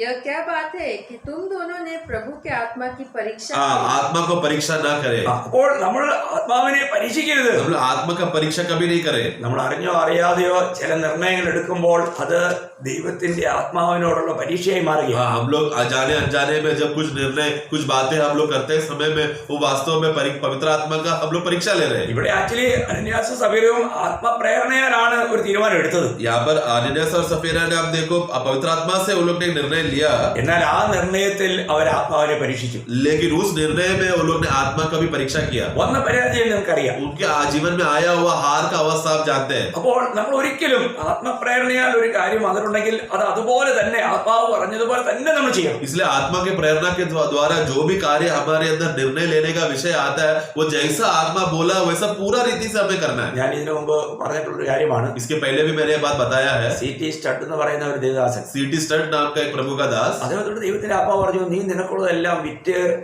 കർത്താവിന്റെ വേലയ്ക്ക് വേണ്ടി കൊടുത്തിട്ട് നീ എന്റെ സാക്ഷ്യം വഹിക്കാൻ പറഞ്ഞു. तो उनसे कहा गया था कि तू देखो, तेरे पास जो भी जायदाद है, जमीन है, वो सब तू बेच दे और तू मेरा सेवा के लिए आ जा। എന്നാൽ താൻ എന്ത് ചെയ്തു? लेकिन उसने क्या किया? താൻ സ്നേഹിക്കുന്ന ഒരു പെൺകുട്ടിക്ക് വേണ്ടിയിട്ട് ഒരു ബംഗ്ലാവും കുറച്ച് പൈസയും കാര്യങ്ങളെല്ലാം പിന്നെ അവളുടെ പേരിൽ മാറ്റിവെച്ചു. लेकिन उसने आपसे प्रेम करने वाला वो एक स्त्री जो उससे विवाह करने वाला, उसके मंगेतर के लिए थोड़ा जमीन जायदाद और एक बंगला और थोड़ा पैसा उसके नाम में रखा। എന്നിട്ട് അവളോട് പറഞ്ഞു, और उससे जाकर बोला, ഞാൻ ചുരുക്കി പറയാം, मतलब मैं संक्षेप में बताना चाहता हूँ। അപ്പോൾ അവളോട് ഇത് പറഞ്ഞു കഴിഞ്ഞപ്പോൾ അവൾ ഉടനെ എന്നെ കോപിച്ചു. तो ये बात जब उसको होने वाला पत्नी से जब कहा, तो वो गुस्से में आकर कही। അപ്പം ഇദ്ദേഹം വിചാരിച്ചത് എല്ലാം ഇങ്ങനെ കൊടുത്തുകൊണ്ടായിരിക്കും കോപിക്കുന്നതെന്ന്. तो उसको क्या, सीटी शर्ट को क्या लगा, तूने सारा जायदाद बेच दिया ना, इसके लिए गुस्सा करेगा करके लगा। എന്നാൽ അവൾ അങ്ങനെയല്ല, അവള് ഇദ്ദേഹത്തെക്കാളും തീഷ്ണതയുള്ളതാണ്. लेकिन वो बहन सीटी शर्ट से भी ज्यादा उत्तेजना से कार्य करने वाली बहन थी। അവള് പറഞ്ഞത് അങ്ങനെ ദൈവത്തിന്റെ ആത്മാവിനെ പറഞ്ഞെങ്കിൽ എന്നാ കുഴപ്പമില്ലെന്നല്ല പറഞ്ഞത്, അത് എന്തിനാ അങ്ങനെ ചെയ്തു, അതും കൊടുത്തിട്ട് വാ പിന്നെ പോ. तो वो बहन ने क्या बोली, देखो पवित्र आत्मा ने तुमको सब कुछ बेचने के लिए बोला, इतना बाकी क्यों रखा? सर जो बोला है उसको पूरा करना है ना, पूरा बेचकर फिर आओ मेरे पास। അതാ നമ്മള് ആത്മാവിനെ പരീക്ഷിക്കരുത്. इसलिए हम लोग कभी भी आत्मा का परीक्षा नहीं करना है प्रिय। അവിടെ ആ സഹോദരി പറഞ്ഞ സാക്ഷി എത്ര വലുതാ. आमीन। वहां पर वो बहन ने दिया हुआ गवाही कितना श्रेष्ठ है प्रियो। ചിലര് ഈ ഭാര്യയും ഭർത്താവ് ഒരുമിച്ച് കൂടി അവര് ചെയ്യുന്ന പല കാര്യങ്ങളും ആത്മാവിനെതിരെ ചെയ്യുന്ന പരീക്ഷയാണ്. आज हमेशा पति पत्नी मिलकर पवित्र आत्मा के खिलाफ जो भी कार्य करता है, वो वास्तव में पवित्र आत्मा को परीक्षा कर रहे हो। ഇവിടെ നമ്മൾ അങ്ങനെ പരീക്ഷിക്കരുത്. ऐसा नहीं करे प्रियो। പരിശുദ്ധാത്മാവ് ഒരു കാര്യം പറഞ്ഞാൽ അതിനെ പൂർണ്ണമായി അനുസരിക്കാനായിട്ട് ഭാര്യയും ഭർത്താവും ഒക്കെ ഒരുമനപ്പെടണം. पवित्र आत्मा के अनुसार जो भी बातें रहता है, वो बात को मानने के लिए, करने के लिए पति पत्नी एक मन होना है। ചിലര് നല്ല കാര്യത്തിന് വേണ്ടി ഒരുമനപ്പെടുകയല്ല, തെറ്റായ കാര്യത്തിന് വേണ്ടി ഒരുമനപ്പെടും. कुछ लोग क्या है, सही काम या जो अच्छा काम है उसके लिए कभी एक नहीं होता, लेकिन गलत काम करना है तो तुरंत एक मन हो जाता है। അങ്ങനെ ആയിരിക്കരുത്. प्रभु के बच्चों ऐसा ना करें. അപ്പൊ ഇവിടെ എന്ത് ചെയ്തു? इधर लोग ने क्या किया? ഇവര് പരിശുദ്ധാത്മാവിനെ പരീക്ഷിച്ചു. इधर पवित्र आत्मा को परीक्षा किया. അതിന്റെ ഫലം എന്തായുടെ നമുക്കറിയാം. उसका फल क्या हुआ हमने देखा. അവർക്ക് മരണം സംഭവിച്ചു. उनको मृत्यु सहना पड़ा. വീണ്ടും നമ്മൾ ആത്മാവിനെ കുറിച്ച് പറയുമ്പോൾ അതേ അധ്യായത്തിന്റെ 3-ാം വാക്യം, उसी अध्याय का 3रा वाक्य में दूसरा बात हम देखते हैं. അവിടെ വായിക്കുന്നത് വ്യാജം, ആത്മാവിനോട് വ്യാജം കാണിക്കും, പരിശുദ്ധാത്മാവിനോട് വ്യാജം കാണിച്ചു, അവർ വ്യാജം കാണിച്ചു. വ്യാജം കാണിക്കരുത്. पवित्र आत्मा को उन लोगों ने झूठ कहा. तो ऐसा इस तरह पवित्र आत्मा को झूठ नहीं बोलना है. അപ്പോൾ നമ്മൾ പരിശുദ്ധാത്മാവിനോട് ഒരിക്കലും നമ്മൾ വ്യാജം കാണിക്കരുത്. पवित्र आत्मा के खिलाफ कभी झूठ नहीं बोलना है. നമുക്ക് സത്യത്തിന് വേണ്ടി എന്ത് വില കൊടുക്കുവാനും നമ്മൾ മനസ്സിലുണ്ടായിരിക്കണം. हम लोग सत्य के लिए हमेशा जो भी दान दे सके वो देना जरूरी है. എന്നാൽ ഇവര് ആ ധനത്തിന് വേണ്ടിയിട്ട് അവരെന്ത് ചെയ്തു? പരിശുദ്ധാത്മാവിനോട് വ്യാജം കാണിച്ചു. लेकिन धन के मोह के लिए उन लोगों ने क्या किया? पवित्र आत्मा से झूठ कहा. നമ്മൾ ചെയ്യുന്ന ഒരുപാട് പ്രവൃത്തികൾ പ്രിയമുള്ളവരെ നമ്മൾ അറിഞ്ഞോ അറിയാതെയോ ആത്മാവിനോട് ചെയ്യുന്ന പാപങ്ങളാണ്. हाँ, हम लोग जाने अनजाने में ऐसा बहुत से काम है जो हम लोग पवित्र आत्मा के खिलाफ हम कार्य कर रहे हैं, उनके खिलाफ पाप कर रहे हैं. അപ്പോൾ ഇവിടെ വ്യാജം, പരിശുദ്ധാത്മാവിനോട് വ്യാജം കാണിക്കരുത്. इधर हमने पढ़ा कि पवित्र आत्मा के खिलाफ झूठ नहीं बोलना. നമ്മൾ വീണ്ടും നമുക്ക് അപ്പോസ്തലപ്രവൃത്തി 7-ാം അധ്യായത്തിന്റെ 51-ാം വാക്യത്തിൽ ഒരു കാര്യം കാണാൻ കഴിയും. और प्रेरितों का कार्य 7वां अध्याय उसका 51 हम पढ़ेंगे. അവിടെ പറയുന്നത് പിന്നെ സ്തെഫാനോസിന്റെ പ്രസംഗമാണല്ലോ. അവിടെ പറയുന്നത് നിങ്ങൾ എല്ലായ്പ്പോഴും ഇത് പരിശുദ്ധാത്മാവിനോട് നിങ്ങൾ മറുത്തു തന്നു. 52 तुम सदा पवित्र आत्मा का विरोध करते हो. ओके, आप सदा काल तुम आत्मा का विरोध करते हो, आत्मा का बलवा करते हो. हिंदी में 51 है. അപ്പോൾ ആത്മാവിനോട് നിങ്ങൾ മറുത്തു നിൽക്കരുത്. तुम आत्मा के विरोध नहीं रहना है. Praise the Lord. പ്രിയമുള്ളവരെ, നമ്മൾ ആത്മാവിനോട് മറക്കരുത്. आत्मा के विरुद्ध कभी नहीं रहना है. നമ്മളെപ്പോഴും നമ്മൾ ആത്മാവിലായിക്കൊണ്ട് ആത്മഫലം കായ്ക്കുന്നവരായിരിക്കണം. इसलिए हम लोग हमेशा आत्मा में बना रहकर आत्मा का फल को उत्पन्न करने देखना है. ഇവിടെ അരുത് പറയാണ് ആത്മാവിനോട് മറുത്തു നിൽക്കരുത്. इधर एक बात का मनाही क्या है कि आत्मा के खिलाफ विरोध ना रहे. നമ്മുടെ ദൈവത്തിന്റെ ആത്മാവ് പറയുന്ന ഒരു കാര്യത്തോട് നമ്മൾ ഒരിക്കലും പിന്നീട് അതിന് മറക്കാതെ അതിനെ അനുസരിക്കാനായിട്ട് നമ്മൾ ഏൽപ്പിച്ചു. इसलिए जब परमेश्वर के द्वारा हमें कुछ भी बातें जब हमको मिलते समय पवित्र आत्मा जो हमें देता है वो बात मिलने के बाद कभी भी पवित्र आत्मा के खिलाफ या विरुद्ध नहीं जाना है. ഇവരെ കേൾക്കുന്ന കാര്യങ്ങളെല്ലാം കേട്ടിട്ടും അവർ ആ സത്യത്തെ കേട്ടിട്ടും അവർ ആത്മാവിനോട് മറുത്തു നിന്നു. यहाँ पर देखो सत्य की बातें वो लोग सब ने लोगों ने सुना तो भी उन लोगों ने आत्मा के खिलाफ वो लोग हठीला स्वभाव दिखाया. ദൈവമക്കളെ, നമ്മൾ കേൾക്കുന്ന കാര്യങ്ങളെ, ദൈവത്തിന്റെ ആത്മാവ് വെളിപ്പെടുത്തുന്ന സത്യങ്ങളെ നമ്മൾ അനുസരിക്കുകയാണോ അതോ നമ്മൾ മറുത്തു നിൽക്കുകയാണോ? तो इसके लिए जब आत्मा के द्वारा जब सत्य बाहर प्रकट होते समय में वो वचनों के खिलाफ हम खिलाफ जाकर उसको विरोध कर रहे हैं या उनको मान रहे हैं. അപ്പോൾ ആത്മാവിനെ ദുഃഖിപ്പിക്കരുത്. इसलिए आत्मा को दुखी नहीं करना, ആത്മാവിനെ കെടുത്തരുത്, आत्मा को बुझाना नहीं, ആത്മാവിനെ ദുഷിക്കരുത്, आत्मा का निंदा नहीं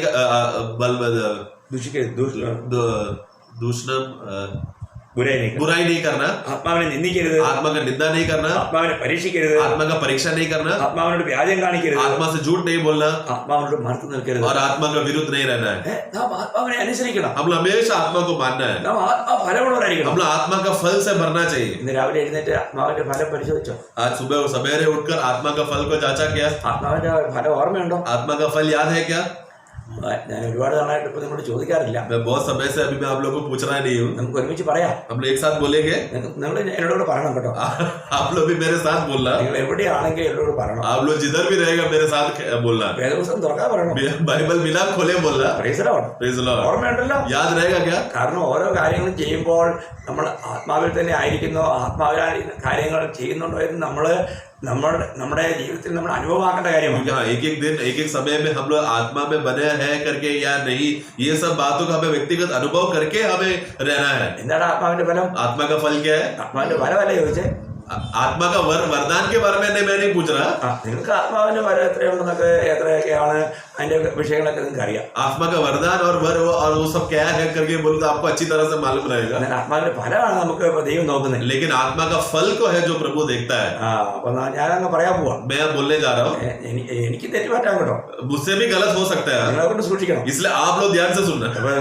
ഈ സാധനം ഒരുമിച്ച് പറയുമ്പോഴത്തേക്കും ആൾക്കാർക്ക് അറിയത്തില്ലേലും അവരോട് മറ്റുള്ളവരോട് കേട്ടിട്ടുണ്ടെന്നാണ് പറയാം. क्योंकि अभी क्या होता है, सब साथ में बोलते समय में क्या होता है, उधर इधर का बात सुनकर लोग बोलते हैं. Praise the Lord. Praise the Lord. അപ്പൊ ഇവിടെ ഇരിക്കുന്ന ഞങ്ങളെല്ലാം ഒരുമിച്ച് പറയാൻ പോവാ, അവരവരുടെ ഭാഷയിൽ പറയാൻ പോവാ. तो इसलिए हम लोग इधर सब बैठे और अपने अपने भाषा में बोलने जा रहे हैं. ആത്മാവിന്റെ ഫലമോ? आत्मा का फ्रूट ऑफ द स्पिरिट है സ്നേഹം, സന്തോഷം, സമാധാനം, ദീർഘക്ഷമ, ദയ, പരോപകാരം, വിശ്വസ്തത, സൗമ്യത, വിധേയം. Self control. ഓക്കെ, അപ്പോൾ നിങ്ങൾ അതെല്ലാം ഇത് ഈ തോത്ത പറയുന്നത് പോലെ ഈ പിന്നെ തത്ത പറയുന്നത് പോലെ പറയാൻ വേണ്ടി മാത്രമല്ല.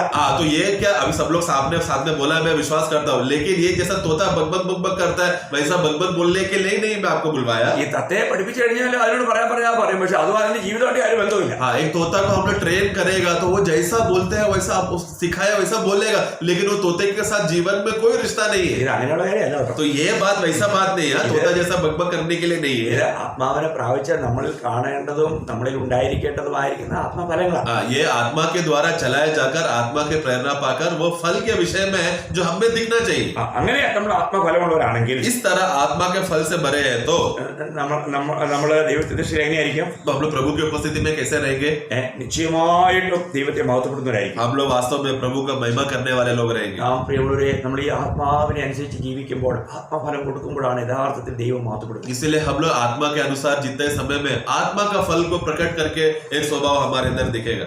നമുക്ക് ശരിക്കും ഫലം കായ്ക്കാൻ കഴിയണമെങ്കിൽ നമ്മൾ ആത്മാവിലായിരിക്കണം, ആത്മാവിൽ നടത്തപ്പെടുന്നവരായിരിക്കണം. इसलिए अगर सही रीति से अगर हमें फलदायक होना है तो आत्मा के अधीन होकर आत्मा के अनुसार चलने वाले लोग होने चाहिए, അപ്പോൾ ദൈവം മഹത്വപ്പെടും. तभी प्रभु का नाम का महिमा होगा। യോഹന്നാൻ 15:8 വായിക്കുന്നു, യോഹന്നാൻ 15:8 में हम पढ़ेंगे, നിങ്ങൾ വളരെ ഫലം കായ്ക്കുന്നതിനാൽ എന്റെ പിതാവ് മഹത്വപ്പെടുന്നു, അങ്ങനെ നിങ്ങൾ എന്റെ ശിഷ്യന്മാരാവും. 15:8 पढ़ेंगे। मेरे पिता की महिमा इसी से होती है कि तुम बहुत सा फल लाओ, तब ही तुम मेरे चेले ठहरोगे। आमीन। ശ്രദ്ധിക്കണേ, इसलिए ध्यान से समझना, എപ്പോഴും ശത്രുവായ പിശാചിന്റെ വിശുദ്ധന്മാരെ കുറിച്ചുള്ള ലക്ഷ്യം എന്താണെന്നറിയോ? इसलिए हमेशा शैतान को पवित्र लोगों के खिलाफ वो सबसे बड़ा कार्य क्या करता है मालूम है? നമ്മൾ പുറമേ ആത്മീയരും അകമേ ജഡീകരുമായിരിക്കണം എന്നുള്ളതാണ് അവന്റെ ലക്ഷ്യം. बाहरी रूप में आत्मिक दिखावटी करे और लेकिन अंदर ही अंदर शारीरिक अवस्था में बने रहे। Praise lord. നമ്മള് ഇന്ന് വെറുതെ പുറമേ മാത്രം ആത്മീയരായിരിക്കുകയും അകമേ ആത്മീയരല്ലാതിരിക്കുകയും ചെയ്യുന്നുവെങ്കിൽ പ്രിയമുള്ളവരെ, ഇതിനേക്കാൾ വലിയൊരു വഞ്ചനയില്ല. तो इसलिए प्रिय, सिर्फ बाहर में हम लोग आत्मिकता को हम दिखाते हैं और अंदर शारीरिक अवस्था दशा में अगर है तो ये बहुत बड़ा धोखे का अवस्था है प्रिय।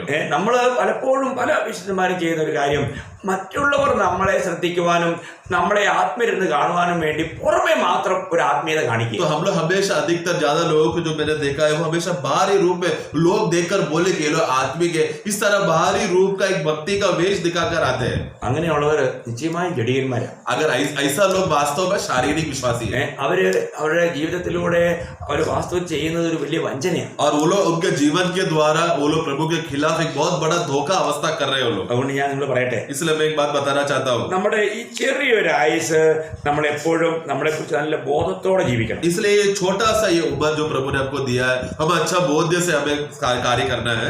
1 പത്രോസ് 2:11 വാക്യത്തിൽ, पहला पत्रोस 2:11 में हम पढ़ते हैं, പ്രിയമുള്ളവരെ, പ്രവാസികളും പരദേശികളുമായ നിങ്ങളെ ആത്മാവിനോട് പോരാടുന്ന ജഡമോഹങ്ങളെ വിട്ടകന്ന് ജാതികൾ നിങ്ങളെ ദുഷ്പ്രവർത്തിക്കാരെന്ന് ദൂഷിക്കുന്നവരും നിങ്ങളുടെ നല്ല പ്രവൃത്തികളെ കണ്ട് അറിഞ്ഞിട്ട് സന്ദർശന ദിവസത്തിൽ ദൈവത്തെ മഹത്വപ്പെടുത്തേണ്ടതിന് അവരുടെ ഇടയിൽ നിങ്ങളുടെ നടപ്പ് നന്നായിരിക്കണം എന്ന് ഞാൻ പ്രബോധിപ്പിക്കുന്നു. पहला पत्रोस 2:11-12 पढ़ेंगे। हे प्रियो, मैं तुमसे विनती करता हूँ कि तुम अपने आप को परदेशी और यात्री जानकर उन सांसारिक अभिलाषाओं से जो आत्मा से युद्ध करती है बचे रहो। अन्य जातियों में तुम्हारा चाल चलन भला हो, ताकि जिन जिन बातों में वे तुम्हें कुकर्मी जानकर बदनाम करते हैं, वे तुम्हारे भले कामों को देखकर उन्हीं के कारण कृपा दृष्टि के दिन परमेश्वर की महिमा करें। അപ്പോൾ നമ്മളെ ഏത് നിലയിലും നമ്മുടെ കർത്താവിനെ നമ്മുടെ പ്രവർത്തനങ്ങളുടെ മഹത്വപ്പെടുത്തണം എന്നുള്ളതായിരിക്കണം നമ്മുടെ ലക്ഷ്യം. इसलिए हमारा हर एक बातों में प्रभु को महिमा दे, यही हमारा लक्ष्य होना चाहिए।